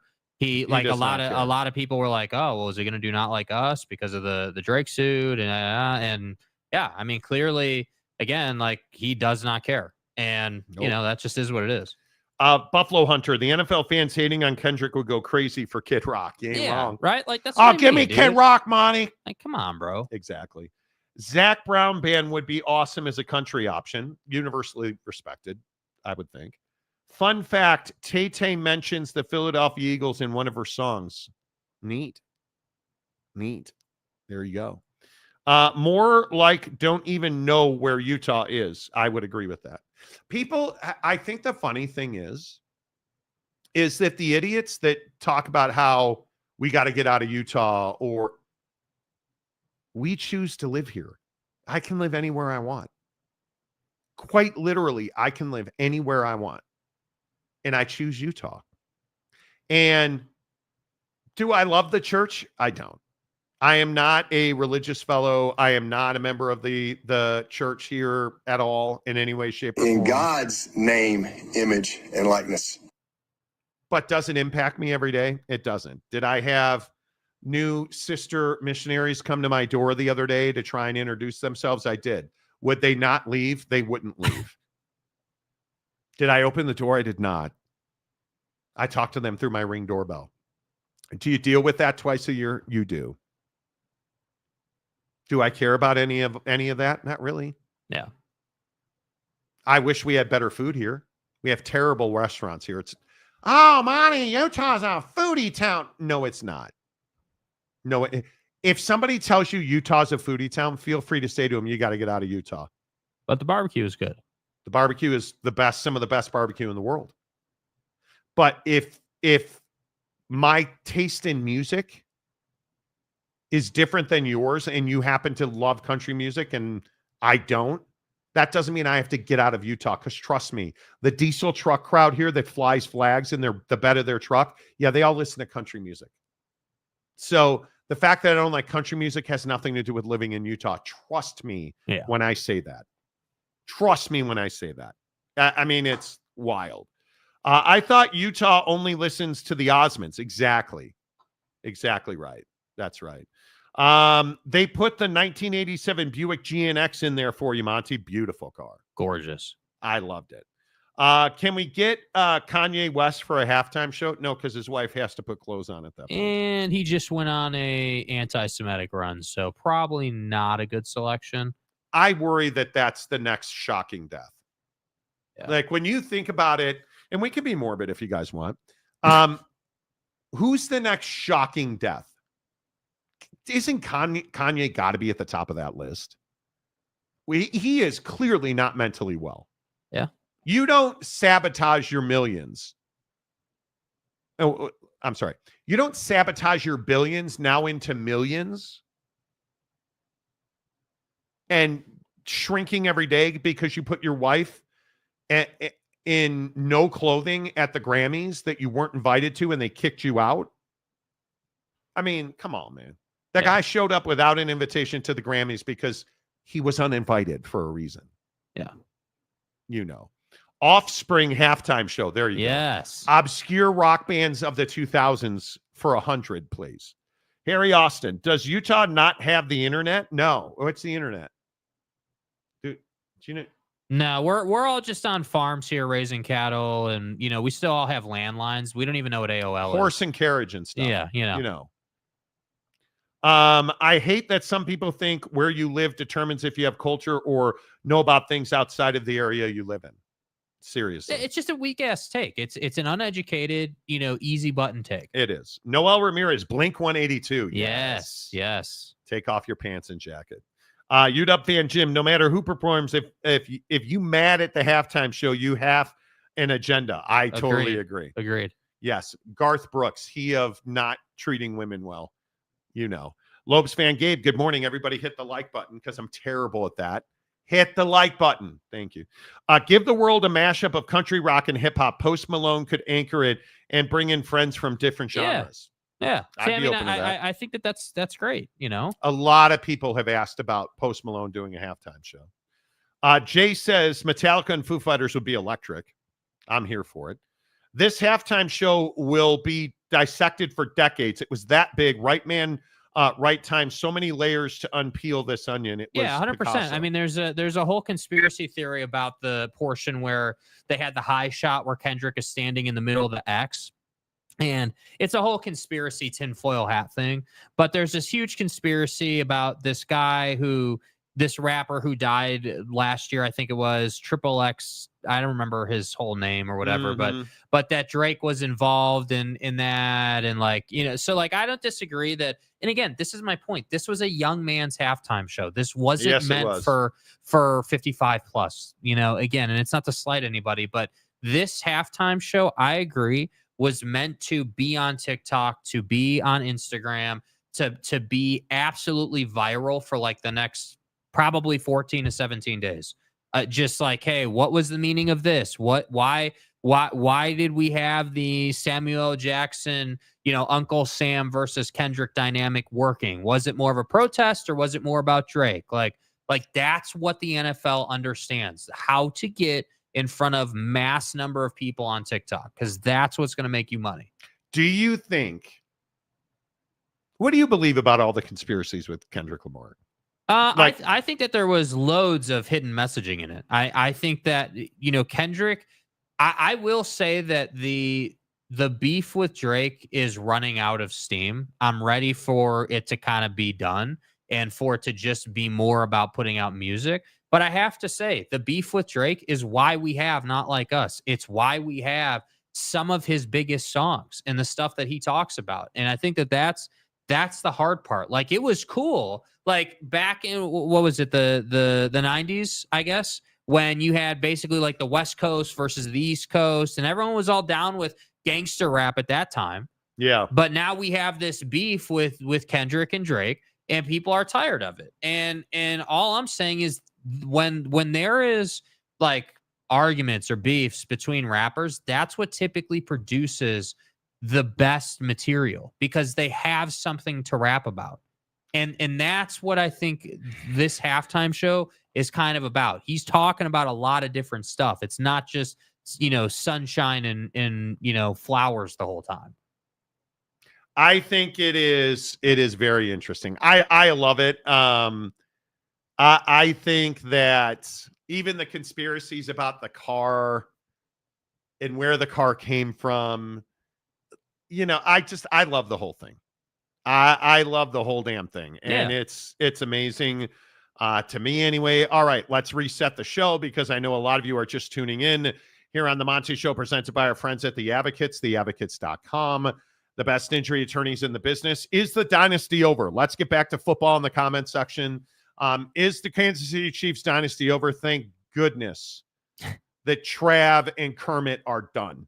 I think the dynasty's over. I think it's very difficult to come back and reinvent yourself. This team needs a remodel on offense. Not a renovation, just a remodel, right? Like we need new cabinets. We need some new countertops because you got to run the football. And you don't have a number one running back in Kansas City. I think Patrick Mahomes needs to be slapped in his Kermit the Frog-ass face. Cold-blooded, clean, methodical, and thorough. I think that he and his sexually assaulting brother allegedly need to find a way to feed Patrick Mahomes some humble pie. Yeah. His arrogance, I think, his overconfidence got the best of him. I think the fact that the Eagles got home repeatedly and beat the hell out of Patrick Mahomes without blitzing a single time, sending 4, speaks volumes about your inability to, evolve this offense through a season. I think that's a huge issue. And I think the Chiefs, you're going to have to figure out what Chris Jones is on the defensive line. That was an ugly way for him to end his Super Bowl with that knee injury. I think you're going to have to figure out how to build a team that can once again compete. Yeah. That's what I feel like. Yeah. Is the dynasty over? I think in its current form it is. If you said to me, hey, how many more times is Patrick Mahomes going to get to the Super Bowl? I would say he's probably going to see the Super Bowl 3 or 4 more times in his career. I still think Pat's got, 10 to 12 years left, depending on how he takes care of his body and how motivated he stays. So he's still got a lot of runway. And, again, the other question that comes into play here when you talk about, rebirthing the dynasty, if you will, or kind of reforming it, is how many years does Andy Reid have left? I think that Andy Reid is doing a hell of a job, still clearly very capable and at the top of his game. And so it's going to be a thing where it's like, hey, well, how much money are you willing to spend? I would think you have a blank check for the most part, obviously within reason. I would think, yeah. So money's not going to be a problem. So it's really going to come down to, okay, well, how are we going to use the draft, and what are we going to do? What's our strategy going to be? This is the conversation we had with the Bears before the 2024 draft, right? Where they got Caleb Williams, where it was like, hey, are you going to go offensive line? Are you going to go quarterback? What's the strategy? And I think that's the thing for the Chiefs that's tough. But yeah, I do think that they're very capable of retooling this thing. And I think that it goes back to the baby steps of NFL football, which is, hey, you got to win the trench battle. You got to have size up front. Absolutely. And then you got to be able to run the football. And then I would think, and again, this is just my opinion, but I would think with what they have for receiving options, you need to continue to develop Xavier Worthy, right? Xavier Worthy needs to turn into a number 2 option, a bona fide number 2 burner option that you can go to ideally 10 times a game. That's what I'd like to see him become. I like, there's a lot of that, in the backfield motion stuff they like to do with him, and that's great, but he needs to turn into what Tyreek Hill was for this team. He is just as fast as Tyreek Hill. He needs to become as good of a route runner as Tyreek was and is still, and that's going to be a huge improvement for them. But I'm serious when I talk about, like, Travis Kelce needs to retire, man. Like, I, with all due respect, I'm not even hating. I just don't think that this guy is an impact player anymore. Last night on the broadcast, what were they talking about? Trav. Hey, Trav is a nothing in the first half, but the last Super Bowl they were in, he was a nothing in the first half and then came back to make a bunch of plays and a bunch of meaningful catches in the second half. The problem was this year he was a nothing the whole game. He had, I think it was 3 catches and like 15 yards or whatever it was. Like, You didn't score a touchdown. You weren't like when Patrick Mahomes was running for his life.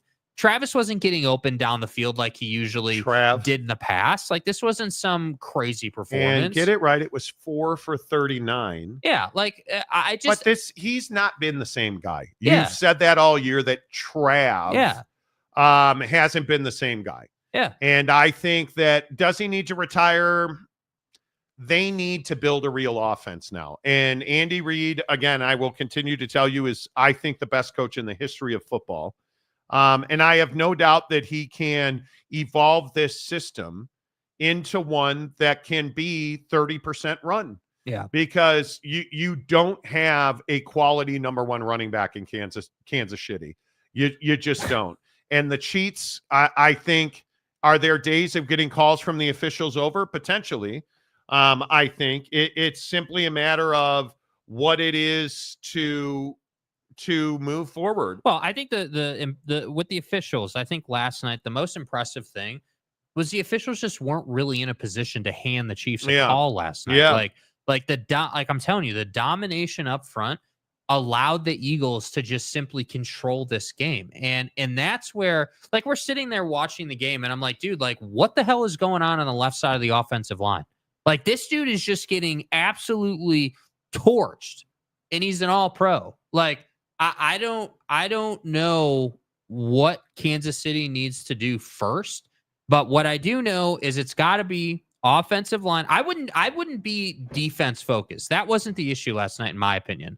The issue last night was you couldn't protect Patrick Mahomes, you couldn't run the football, and you don't have wide receiver threats. It's Patrick Mahomes and a group of guys who are not ready to go. Yep. Like, that's not good enough. All right, let's see. The stadium guy. Andy Reid knows how to evaluate talent. They'll be back. I would agree. College football is pain.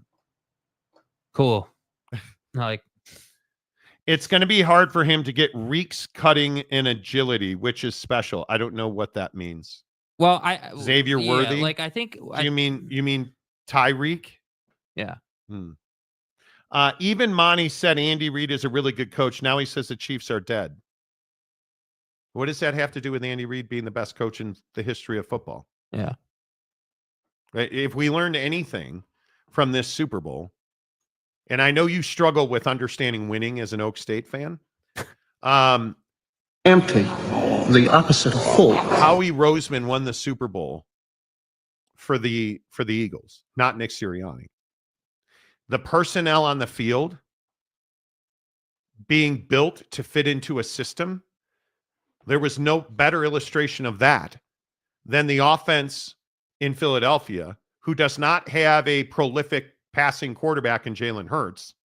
They desperately needed somebody who could take the pressure off of him. They went and got him one of the best receiver rooms in the NFL. I don't know, and some guy named Saquon Barkley. So, Jimmy says it looked like Patrick Mahomes was wearing Eagles green all game. The guy, it's annoying to me. And Tanner Plummer got rate limited, so I don't know what you did, Tanner. I'm going to guess it's that you were trying to spell Eagles, and this is what's wrong with Eagles. This is why I hate winning. Yeah. You're obnoxious. Like, the Eagles are a good team. They're not like, yeah. Anyway, Rashee Rice is nice though. Well, yeah, but again, got to be healthy, right? But yeah, everyone wants to point to, oh, well, Rashee was their number one option. Dude, Rashee Rice is not a number one option in this league. He is a number two option, one of the best number two options in the league. He is not, no AJ Brown level wide receiver. The guy can run. The guy has good hands. Like, he's got good ball skills. But if you think that Rashee Rice can be your number one option and you consistently go out and compete for Super Bowls, you got another thing coming, dude. And that's why I say, like, I don't think the Chiefs should be focused on the wide receiver room yet. I don't think that should be first on the list. What needs to be first on the list is the offensive line. Start there. The problem was, I can't remember the exact stat. They showed it last night. The Eagles' offensive line and defensive line on average is like 6'6", 6'7", 300 plus pounds or whatever it was. Yeah, huge offensive line. Massive in the trenches. And the Chiefs were more like 6'3", 6'4", 280, 290. So shorter guys who are more mobile. But again, who cares if you're more mobile if you don't have a dynamic running game to get out on the edge with? Yeah. And that's kind of the point, is like, I don't understand. How did you get away from running the football? Yeah, I don't know. He'll be back. You mean Tanner? I think. Yeah. It's hysterical. I wish I got to see. I have to go into a different section of my YouTube account to see why people got timed out. Is what they put you in timeout. Yeah. So you can't comment for a second, but it's almost always a swear word. Emojis. If you comment with only emojis, like, it's almost always. Really enjoyed the Super Bowl. That might be the earliest Gatorade dump of all time. Dude, and boy, did what they an get him. epic Gatorade Man, dump, did they dude. get him. They got him like solid. Absolutely solid. Jeff Sudbeck says it's one game, but in the NFL, it's not one game. You see the declines in the NFL are very rarely on a dynasty level. They're very rarely precipitous. This is what happened to the Patriots. Yeah. Tom Brady was never the reason that they lost their greatness. Their defense slipped because they stopped spending money in the right places. And you relied too much on Tom Brady. The Chiefs rely far too much on Patrick Mahomes. And now that shithead Trav is old and over the hill, or I mean, just for men guy. Anyway, the point is now that Trav is over the hill, because again, with a guy like Travis Kelce, this isn't just, oh, he's limping around. He's healthy. He's not the same guy he used to be. Football hurts. And I talk about this all the time, and you guys always tell me how stupid I am. And you might be right. I've never said I'm a smart man. But I know one thing. When you play the number of games the Chiefs have played over the last 5 years, you're taking games off your life. Because you look at Trav, his best play right now is a hook and ladder. That lateral play. Yeah. He's no longer a beat you down the field tight end. He's not. And he may never have been, I don't know. But I do know post-Reek, he was effective. And in the last year and a half, he's not been effective. Yeah. And I just think that, again, this is going to go one of two ways for these guys. Travis Kelce, if he wants to, could get back into form, right? Like, he could work his ass off this offseason, get his body back into a place where he's running more effectively down the field, and he's a better athlete at his age than he is right now. And he could get back into being that guy that, at a minimum, is a threat the defense has to worry about. But Correct. Ultimately, the problem is, and I don't run from it, not having Tyreek Hill in running through the secondary means the defense has less to worry about, which is why I say, why are we not getting Xavier Worthy in the slot running down the seam? Why is that not happening? Why are you not, forcing these safeties to run with him and throwing behind the linebackers? I don't understand. The guy he has the fastest 40 speed in his draft. And probably, if in not the history fastest, of the NFL. Like, how is he not? Like, I just don't understand the thought. Here's why he's not. Like, because he's not ready yet. Yeah, I guess. He's a freshman, man. He's a rookie. And I think he has grown and evolved. But the issue is that he's not ready to be that guy. The problem is they don't have that guy. DeAndre Hopkins dropping that pass. Heartbreaking. Painful, bro. Heartbreaking. They don't have that guy. You have seen what they have done. They have added to their defense. They paid Chris Jones. Their offensive line has slipped. Their receiver room has slipped. The running back room has slipped. They don't have a number one wide receiver. Yeah. Right? Swelsey ain't that guy anymore. And they don't have a running back. Not one of their running backs starts on another team. Thought that was a great point. Last night in the post-game breakdown of this game, not one Kansas City Chiefs running back starts either in their division or in the conference on any other team. Yeah. Right? Like, I look at the guys, Kareem Hunt, obviously, when you look at that running back room, Pacheco's a really good example of this. Yeah. He's not a running back. What is he? He's kind of a Swiss Army knife. Yeah.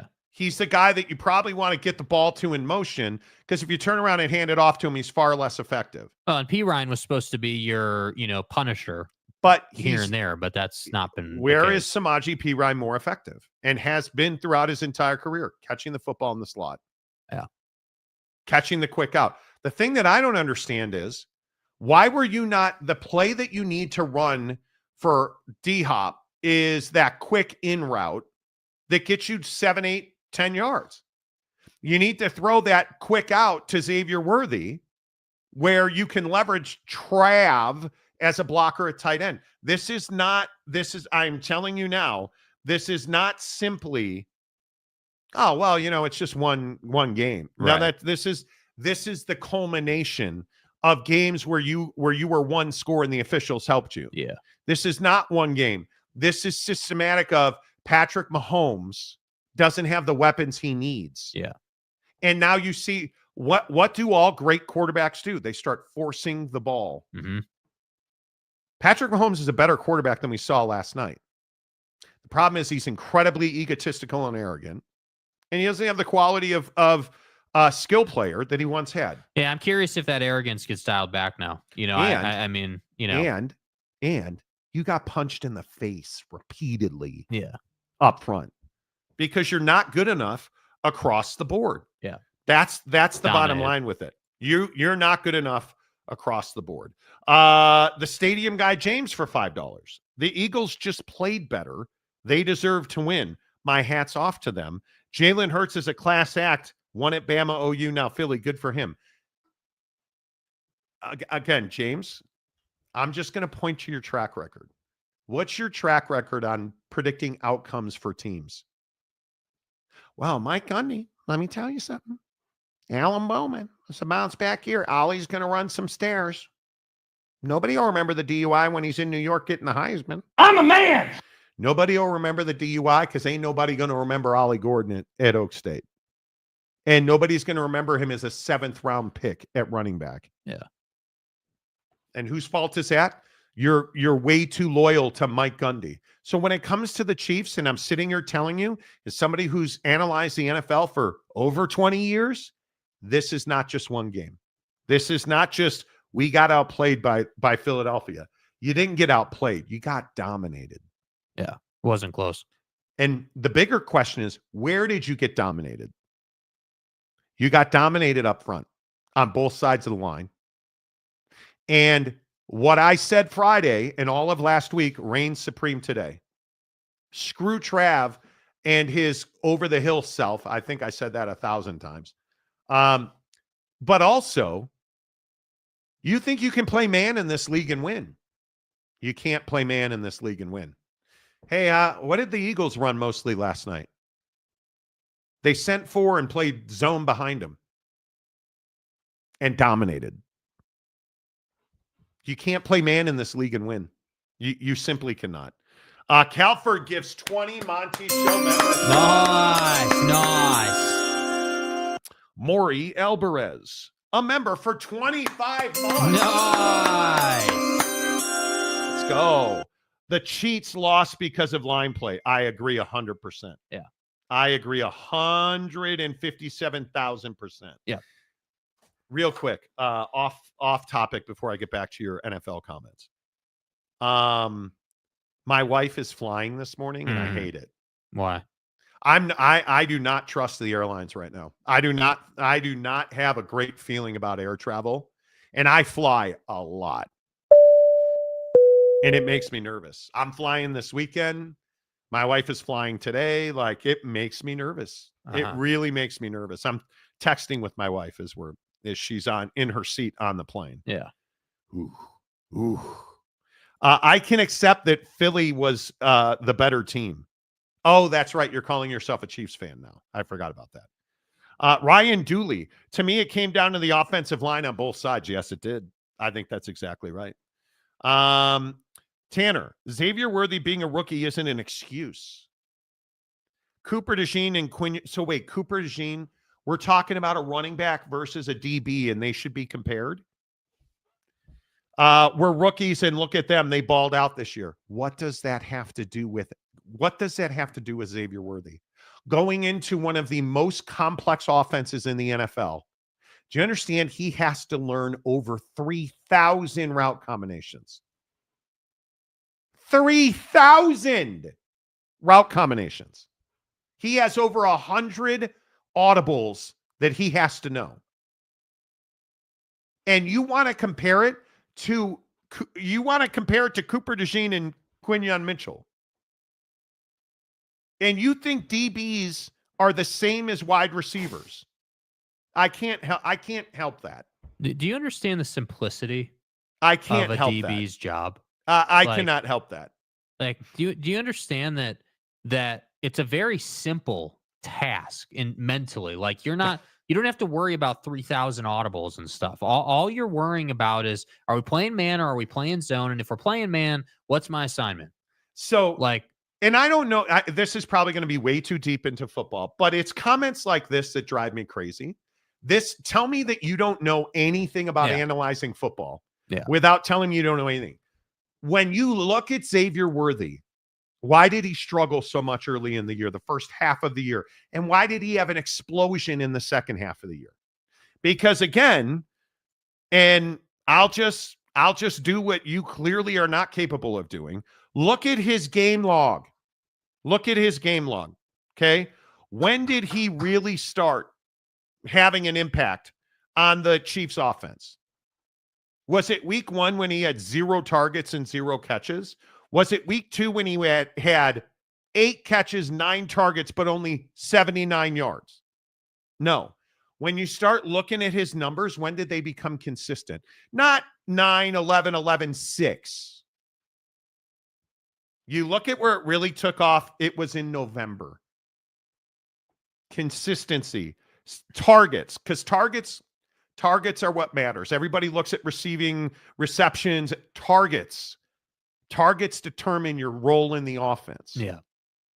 Right? His number of targets got very consistent post-November. And that's because they were more comfortable with him. He learned more of the playbook. He learned one of the things that they've talked about, and Xavier Worthy has talked about this as well, the struggle to understand, okay, these are the 4 routes that were called on this play. These are the 3 audibles, and each one of those audibles has 4 more routes on them. So when you're like, okay, we're going to run, let's say the call is for you, because early in the season, they essentially ran him straight down the sideline. Okay, now my route called in this play is a 7-yard in route, right? Well, if he gives me the high sign, that means that there's a 7-yard in, and then under center, if he looks at me, that now means it's an in and a go. Do you understand that in all of that, then you're just processing that. Before the snap, the wide receiver is reading 2 people. What is the guy in front of him doing? What leverage is he leaning?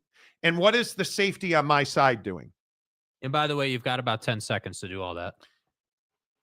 And then once you do that, you have to make eye contact with the quarterback. Usually in an audible situation, that's less than 7 seconds left on the play clock. And you're trying to compare that to a DB whose only job, and really, when you look at Cooper DeJean, he's more of a hybrid. They use him in a hybrid space. His only job is to make sure he's in one quadrant. He is backpedaling and fully keyed on the slot receiver and the quarterback. That's his only job. And he does it well, I might And add. he does it exceptionally well. He deserves credit for that. That's all he's thinking about. Yeah. As a wide receiver in the NFL, in Andy Reid's offenses, you have to understand 3,000 route combinations. Yeah. Dude, like that's just the worst comparison ever. Ever. You think Vic Fangio's defense isn't complicated? Guy, I know his defense. I know. Oh, maybe it's because his defense was with, I don't know, the Chicago Bears. Oh, by the way, no, his defense is not complicated. It is not. They run almost no disguise. which is the beautiful part about their defense. It's simplicity. That defense that you saw last night was not complex. You know what it was? It was brutal. Mm-hmm. They used brutality. They used physicality. The reason that their defense is so good, they're disciplined. Vic Fangio coaches disciplined defense. Always has, always and will. You saw it at all three levels, bro. You never see Vic Fangio defensive ends overrunning.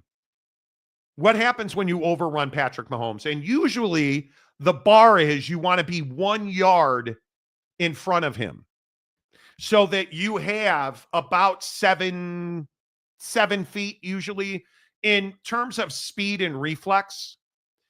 If you overrun a play by 1 yard, a gap, a quarterback, an edge, you have to make up 7 feet. It is about the equation. Yeah. So you're making sure that you don't give Patrick Mahomes the ability to run by you on your edge. That Nolan Smith did a phenomenal job of that last night. Yeah. It's not complex. It's not hard.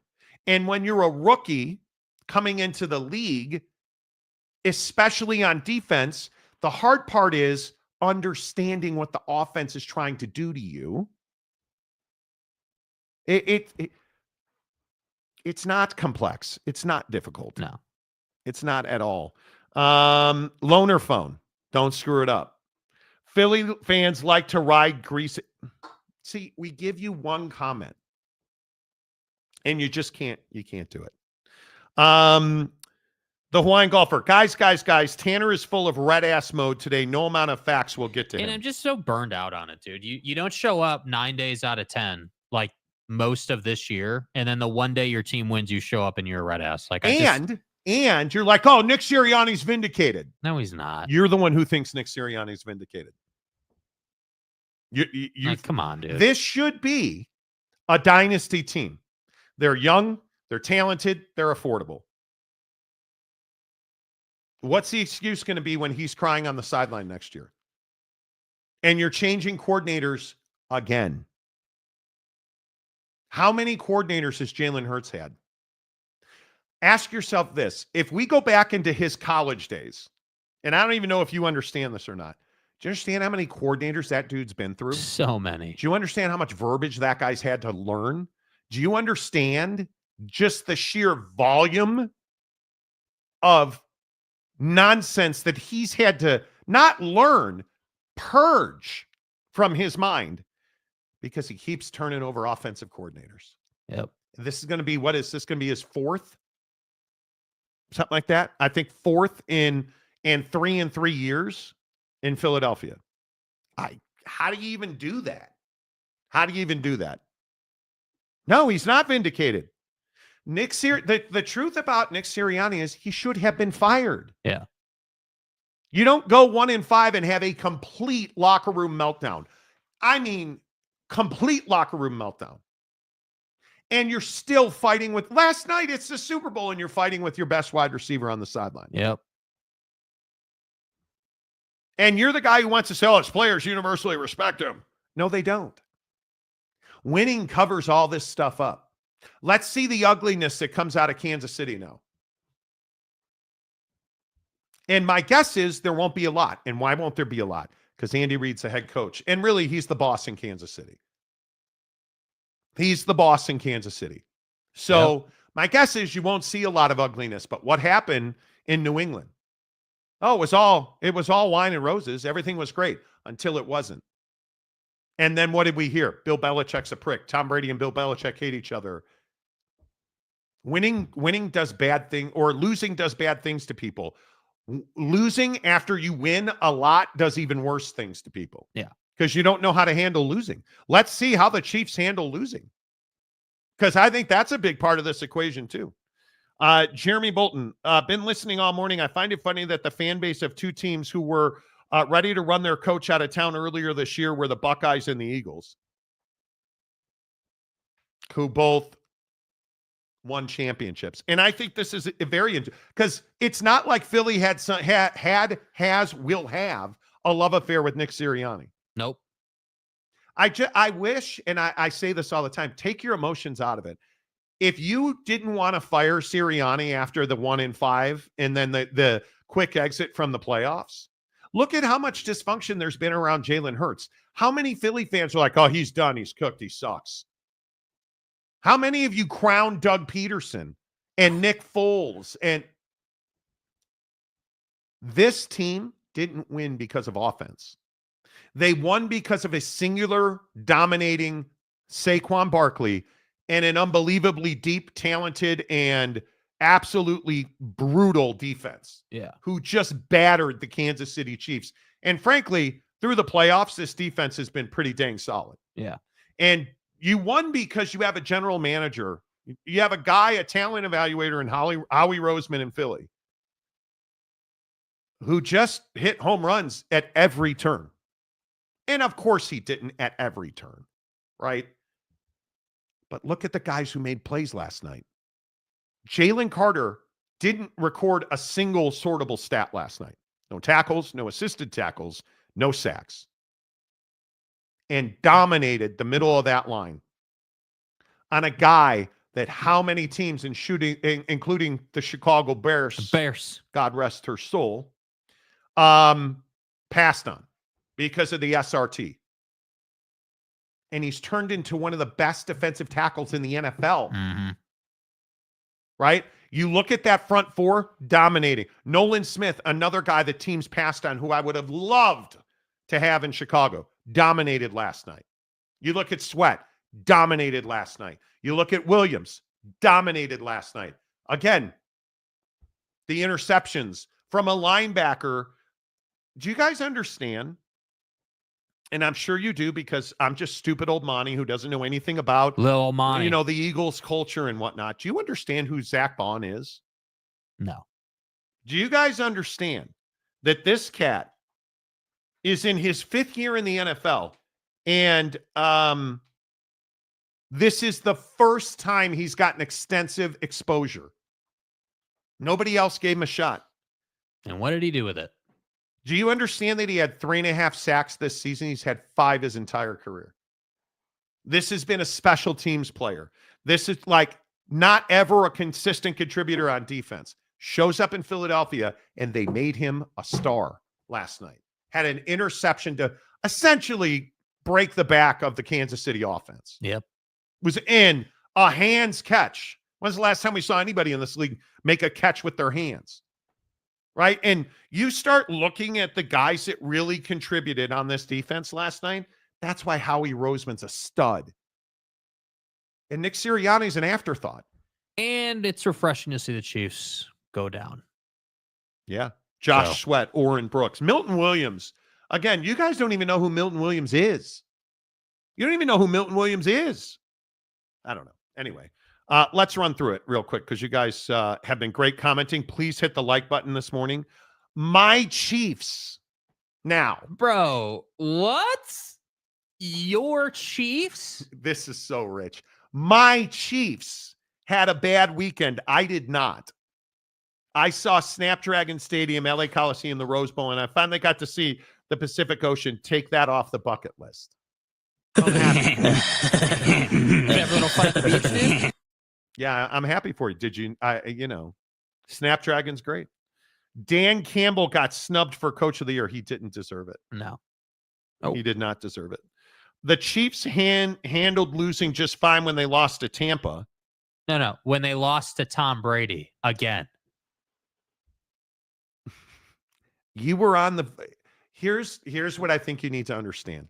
The Chiefs had no idea they could lose last night.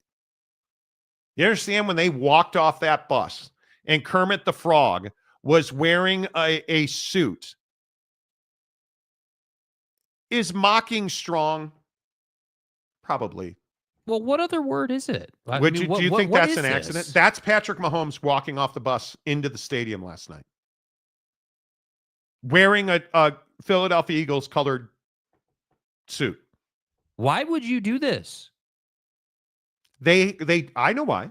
They did not believe they could lose the game. I know why. They didn't think there was any chance that after Kendrick was done performing, that they'd be trailing by 4 scores. That does something to you. Yeah.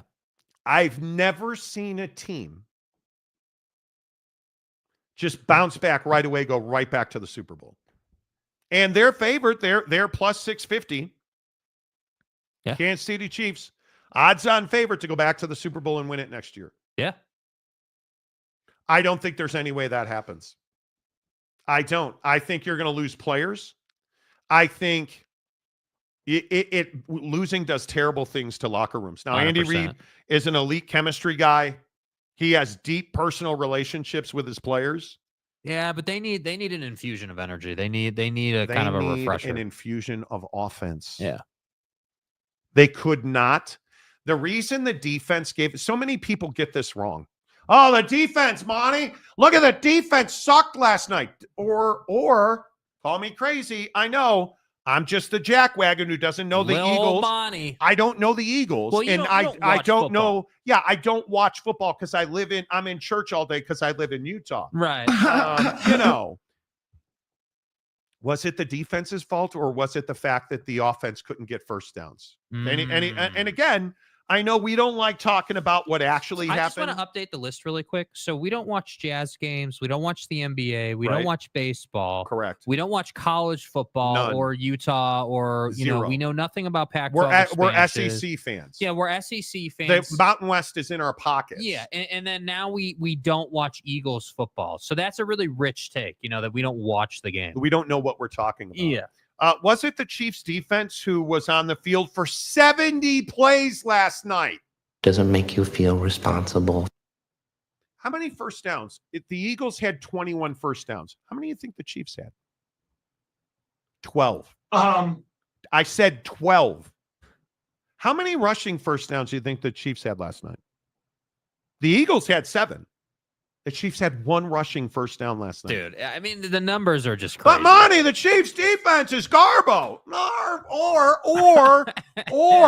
And I know, again, I am not the one that's been analyzing football for 20 plus years, but was it that they had 37 minutes of possession, the Philadelphia Eagles did?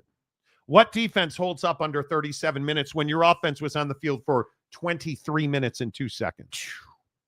It's tough, bro. Hello? You're not winning with that. You couldn't get off the field on defense because all you were was on the field.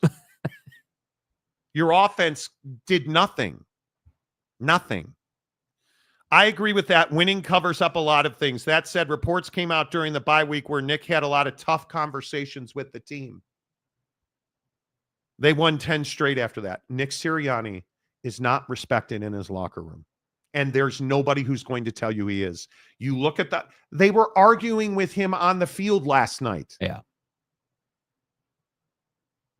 Him and Jalen Hurts don't have a great relationship. They don't. Nick isn't a good play caller and a scheme. He's a terrible constructor of offense. This is what I don't understand. Again, and I'll just ask, I know that, but he's proven that he can be a culture guy. Dude, culture guys, if that was the case, fucking Dan Campbell would have won a Super Bowl. Dude. There's nobody better than Dan Campbell at culture this league. I don't know, man. I think that your fandom of this team is, with all due respect, is just clouding how you view the situation. I don't know anybody else who would say that Nick Sirianni is a culture guy. Their cultures has been terrible, dude. Like, if anything, Jalen Hurts is the one who figured it out with A.J. Brown. Jalen Hurts allegedly went to A.J. Brown and said, hey, like, what do we need to get done here to figure this out? Because we can be a good team, but we're just not on the same page. Well, from what I understand, Nick Sirianni went to A.J. Brown and said, here, read this book. No, that never happened. I think when you look at Nick Sirianni, is he a football coach? Yes. Is he a good one? Yeah. Bad football coaches generally don't win Super Bowls. But let's not put Nick Sirianni into Dan Campbell land of a guy who's not an offensive coordinator or a defensive coordinator. He's a facilitator, because Nick Sirianni ain't a facilitator. No. His players don't, in a lot of cases, even like him. But what you have is an overwhelming amount of talent on both sides of the ball. And you have a guy in Jalen Hurts who I think is universally loved in his locker room. And you have a great offensive coordinator calling plays for you.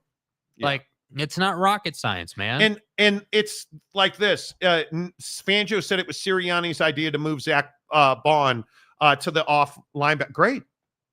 He's a football coach. Nobody is disputing that. Nobody's disputing that. They should have fired him after the 1-5. Yeah. Because those problems still exist. Do Jack and Marty even watch the Monty Show? I don't think we do. Nah, dude. Nope. Not even a little bit. Brandon Butler, you live in Utah? They think we don't have TVs, and all J2H does is churn butter. Yeah, dude. Churning butter. That's why we're looking at packages. He churns butter 21 times a day. Yeah. Which is why that right forearm is so swole. Yeah. Smiles and glory holes. Do you think people have the wrong idea about Utah? Yeah, I mean, I think that people think Utah is like this place where nothing happens outside of the church and outside of the LDS community. Legitimately, I think when someone from California or when someone from the East Coast or wherever who's never even been here, all they think is, hey, well, there's a bunch of Mormons who live there. I can't tell you, when I moved back here, the number one question I got is, well, aren't you worried about the Mormons?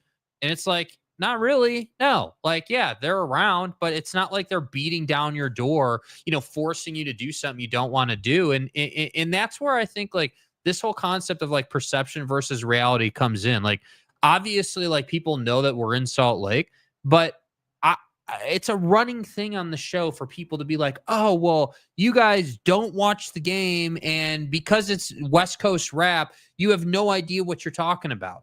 As if we, grew up on a tiny little horse farm in Heber, Utah, and have no idea what LA is like, or what Chicago is like, or what Phoenix is like, or what St. Louis is like, or what the Bay Area is like. Like, we've been around, dude. And that's where I think it's funny when people are like, oh, well, you guys have no idea what you're talking about. You're in Utah. Like, what, like, who are you? And it's like, no, actually, we just like to live here. So you don't know football. Like, you don't watch the Jazz. Come on, dude. You're Mormon. And you've never seen a black person. He's got no class. Okay. Well, outside of last night. Right. Right. Because we actually, we went to a major town and they have electricity there. Yeah. And we barely made it. It was snowing, and I didn't think we were going to make it over the pass without eating each other. But we were able to get some pieces of wood that we could light fire, and do all that. Right. So it was and fine. then the wagon wheel broke on the way down and the then, canyon. it was really, really tough, dude. I think I fully admit and embrace that I have aged out of music movies. I think a lot of us have. Bro, Jake's sitting on my couch. Oh, Landman's unbelievable. It is. I ain't watching Landman. Why are you not watching Landman? Because I've got Chicago PD and I've got Miami Vice, but and I've got a great show, and I've got all kinds of other stuff. And I'm trying to watch less TV, not more TV. Yeah. And I got to tell you, boys, I'm hurting this morning. I'm really into fitness and nutrition right now. Do you even lift? And dude, I did leg day yesterday. I cannot bend my feet. Obviously not. and I have pretty rocked out calves already.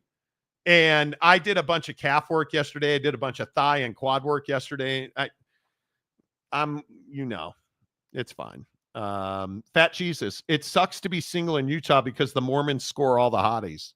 Well, Jake would know. Yeah, I mean, it's just like, that's the thing with dating in Utah. Like, if you're in the Mormon culture, the LDS community, it's on autopilot that you're going to meet someone and get married and have like 5 kids. Like, that's just in the first week of your marriage. Like, that's just like assume that that's going to happen in the first week. And by the way, if you don't do that, you're some sort of outcast and you're a bad person. Not Outcast the rapper, who I don't know who that is. Yeah, See what I did there? Right. I am no longer the target demographic of the world. I don't know that I ever was. Yeah. They automatically assume I'm LDS too. It's so wild to me. Yeah. Like, oh, here, you guys Mormons? Like, God forbid you would like to live somewhere where there's mountains and not be in the LDS community. Like, again, I don't have an issue. See, again, we always have to preface this. I don't have an issue with the LDS community. Never have, never will. I do wish they did more in the local community. A stat came out that they spent like $3 billion globally in community efforts. Yeah, somehow I don't see any of those dollars coming into Salt Lake locally, but whatever. That's a different show. Yeah. I don't have a problem in the day-to-day with the LDS community. What I have a problem with is people just assuming that we don't know anything that we're talking about because we don't watch chose jazz to games. Like, what do you mean, dude? Black people. Like what? Latinos? Like, what? Come on, dude. What? This is not rocket science. What do you mean? There's people outside of like. Wait, are you saying that there's white people aren't? I'm so confused. It's wild that people are like, oh, you live in Utah. Yeah. You guys know that there's like culture in the world, right? We're not Quakers. And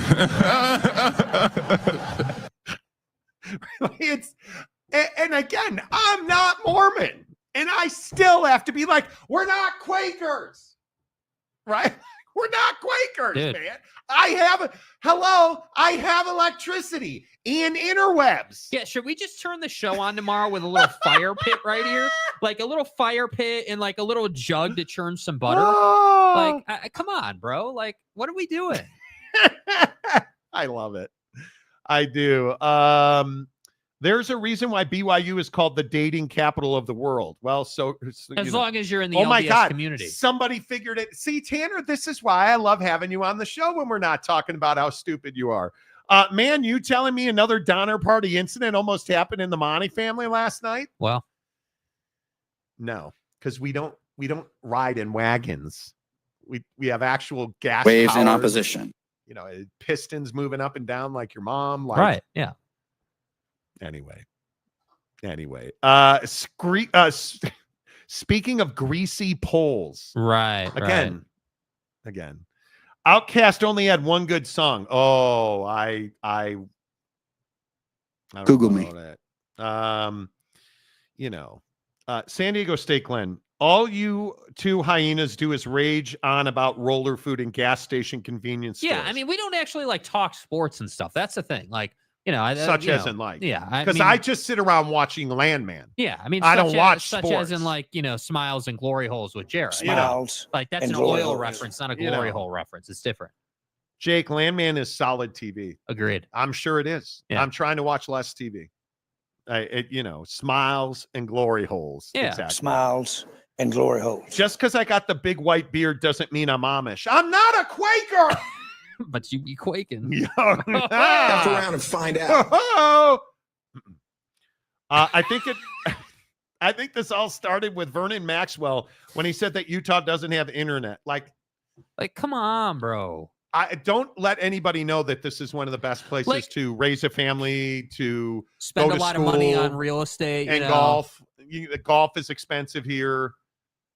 I will say this: it used to be a great place to settle down. It used to be. It used to be a place where you could roll up, you could buy a house for pretty cheap. You didn't have to experience all the California isms that, have migrated out of the state. Like, it used to be a place where people were like, oh, Utah, you don't want to live in Utah. All the Mormons will eat you. And it's like, cool, stay away. They're coming for you, Monty. Yeah, but now it's turned into Ryan Smith and Company and the Silicon Slopes, and everything is more expensive. And a $500,000 house is like $4,500 a month, and it's just like, dude, like I like living here because it's a pretty place to live. There's a lot to look at. Like you're never really bored when you're driving around. There's nice stores. Like things are nice, but I get tired of the take on this show of like, oh, well, you live in Salt Lake, so you don't know what the hell you're talking about. Yeah. Like, come on, dude. You're in church on Sunday. Does that mean if I lived in Lubbock, like we would be more credible? Like, what do you mean, dude? It's not like Lubbock or any tiny town in the Big 12 is like some juggernaut of a market. Like, come on. Yeah. San Diego State Glen, Miss Jackson said, Monty, shake it like a Polaroid picture.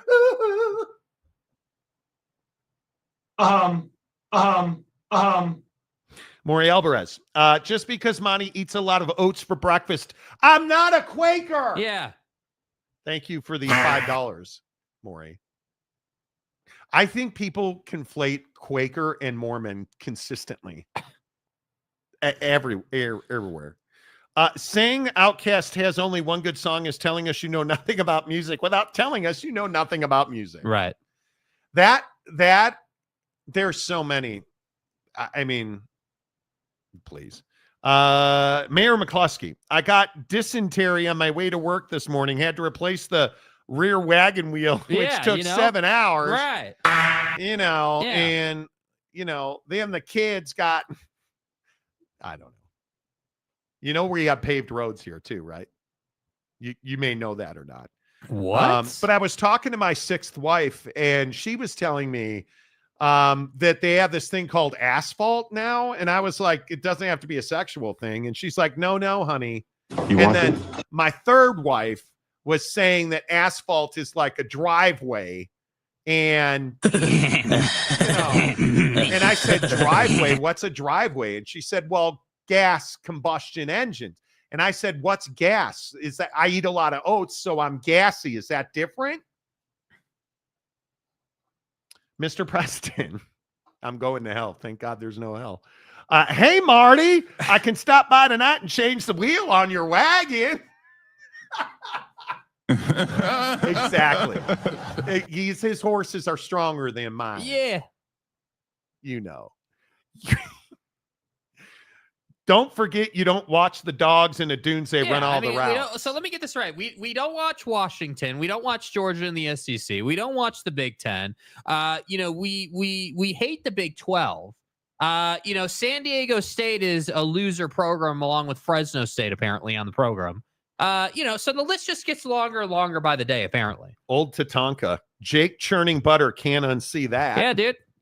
Just that nice stroking motion. It's what y'all want to see. You know what I mean? You got to get stroked. Yeah. That's one of the best videos to tag, that old lady churning butter. Honestly, that's our stroking guys. Yeah. Any word on that $1 billion tram system? You mean the one up the Cottonwood? I don't know. I haven't looked at that in a minute. I don't know what. How about the avalanches that killed people this weekend? Yeah, in the mountains. Ooh. Yeah. Ooh. ACC Commissioner Gumby, correction, that's the big Lubbock. My bad. Sorry. So again, my question still remains for all the haters. If we lived in Lubbock or Fort Worth, or like if we were in Texas, a Texas Big 12 market. You mean Dallas County? Yeah, Tarrant County. Would we be more credible? Like, that's what's funny to me. You don't know what Harris County is. How can I believe that you know what good ice cream's about? Yeah, I guess not. What? Yeah. Don't believe us. Gabriel, as a performer who was born in Miami and raised in Orlando, you guys are credible. Exactly. Like, Okeechobee, my ass. The Hawaiian Galfer. Yes. Move the show to Lubbock and make America's Mailman your co-host. Yeah, exactly. Exactly. Big Papa War Machine. Good morning, everyone but Jake. Exactly. Yeah, see? Yeah, exactly. Excellent point there, Yeah, for the Oregon Trail reference, thank you, Mayor. Exactly. That's why Mayor McCluskey's goated on this show. Speaking of great places to live, it rains every day here in Seattle, and that's the only thing putting out the liberal fires. There you go. Right, see?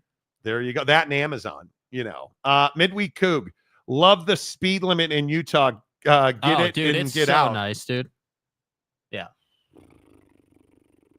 Yeah, oh my goodness. Polygamy?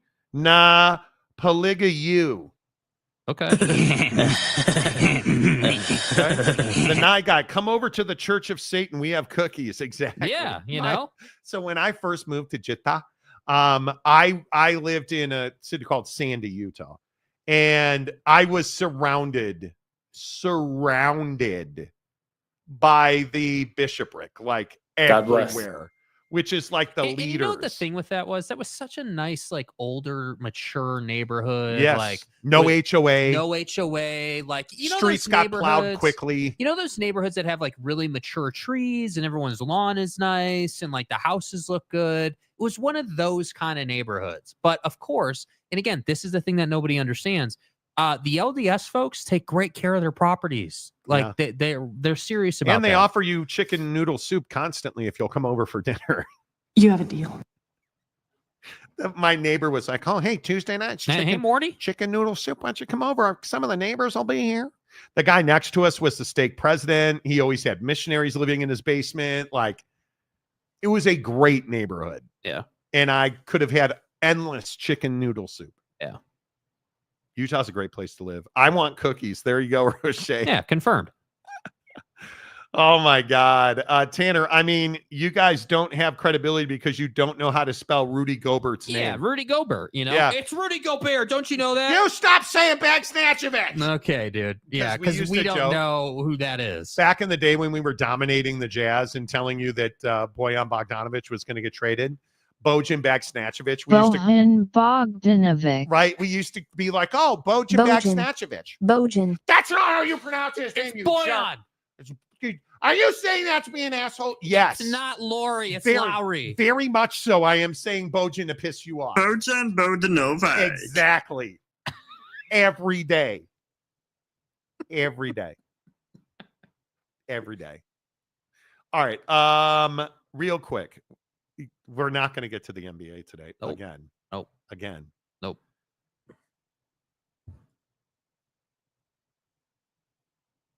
Out for the year. And why did he get hurt? Well, he didn't get hurt. He got re-injured. It's the same injury, but worse. And the Lakers had him on a 4 to 6 week timeline. The Mavericks put him right into the lineup. Well, that's the issue, isn't it? And yesterday was National Pizza Day. Now, if you're Jake, you don't decide to tell me that. Right. Instead, in the comment section, best food you guys ate yesterday? Dude, the loaded tots were amazing. Epic, dude. Epic. Homemade loaded tots. Epic. Tater tots. Baked 440, 28 minutes on a stone. Nice and crispy. Pull them out. Put them on a piece of parchment paper. You put crock pot chicken that was lemon pepper seasoning with barbecue sauce. And I can't remember the name of that barbecue sauce. Got the best barbecue sauce. Crock pot the chicken. Yeah. Shred the chicken. Put it on top of the tots. Put the cheese on. Right? Put the tots in the air fryer for 3 minutes. Melt the cheese. Put green onion on top. Put a bunch of guac on top of that. So good. The only thing it was missing was some fresh tomatoes. Other than that, yeah, ideal. Yeah. But the butterscotch, which wasn't butterscotch, it just tasted like butterscotch. Yeah. The caramel ice cream sandwiches you brought for dessert. Yeah, caramel. I can't remember the whole. It was really basically good. Caramel Fat Boy ice cream sandwiches. Oh man, they were good. It's like it's supposed to be like a shortbread cookie kind of vibe, like that lighter kind of cookie they call it. And then you've got caramel infused into the middle of the ice cream, and it's sort of like that. I'm trying to think of like the name. It's not butterscotch, but it's like that sweeter sort of taste with caramel, and it's so good. So good. Yeah. And I don't generally like Fat Boy. I love Fat Boy. I don't like it. I love their ice cream sandwiches. Yeah. They named it after me. Right. I haven't had a Fat Boy in a couple of years, probably a year. He brought those over, and I was like, God damn. Yeah. Big Papa War Machine. Pizzeria combos. Okay. We were originally going to do chicken tendies and loaded tots. We never got to the tendies. We never made them. No. We had loaded tots. We had like some chips and salsa that was really good. Epic. Like just it was you know amazing. what I liked? It was very simple to make and eat. It wasn't a whole production, which was really nice. Half an hour to make them. Yeah. Which was great. Did soft tacos. Oh, nice, dude. I'm gonna have tacos for lunch today. The Hawaiian golfer. I see that you all talk some inspiration. You took some inspiration from my tater tot casserole heart attack I had yesterday. Oh yeah, dude. That's where we got the idea. Yeah, you brought it up on Friday, and we stole it. That must be it. Yeah. Is that true? Yeah, he brought it up on Friday. Okay, yeah. I like it. Yeah. Sergeant Green, pulled chicken with King's Hawaiian rolls. Yeah, we never got to that portion. I looked at the King's Hawaiian rolls and thought seriously about it, and I didn't do it. I did not do it. Ooh, Matt Ritson. Cheesesteak House of Philly cheese sandwiches. Ooh. I love Fat Boy, Uncle Monty 2025. Quote me. Yeah. Quote me. Google me. Quote me. Yeah. Make sure you guys download the Prize Picks app. Open up a new Prize Picks account. Use the promo code Monty. So many of you hit me on TikTok about your Prize Picks. Yes. I'm glad you all won because I'm telling you, it's not hard to win on Prize Picks. You deposit $5, will give you 50 more instantly when you open up a new Prize Picks account using the promo code Monty. Yes. Time to move to NBA and Major League Baseball on Prize Picks, and I love it. Yes. It's absolutely fabulous. Big update coming on the show.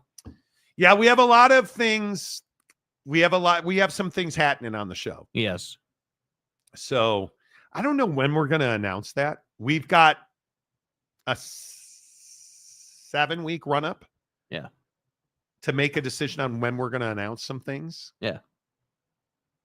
I don't know when we're going to do that, but some things be afoot on the Marty program. Mm-hmm. So we'll see. Made my own pizza, smoked on the Pit Boss. Nice, dude. Smoked pizza is good. Good job, dude.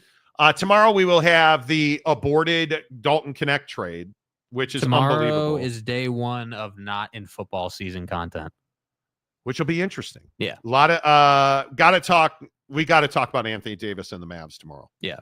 Have to do it. I would assume we'll get some NFL offseason movement starting tomorrow because usually it's pretty quick. Because they got a tender by March 4th, I think. Yeah. So we'll talk about all that. A lot to get to on the show this week. Tomorrow, it's amazing. Congratulations, Tanner and all the other Eagle fans out there. Yeah, we'll see you next year, okay? Tanner, good to see you. I'm back on the show. Mayor McCluskey, all the old heads. Good to see you. Don't forget the Advocates at theadvocates.com. They have a big blood drive coming up at their Midvale office on March 7th. We'll start hitting that pretty hard next week as well. Appreciate you being here. Thanks for reacting to the Bowl of Super. Hit the like button on the way out. Until tomorrow, say goodbye, Jake. Goodbye, Jake.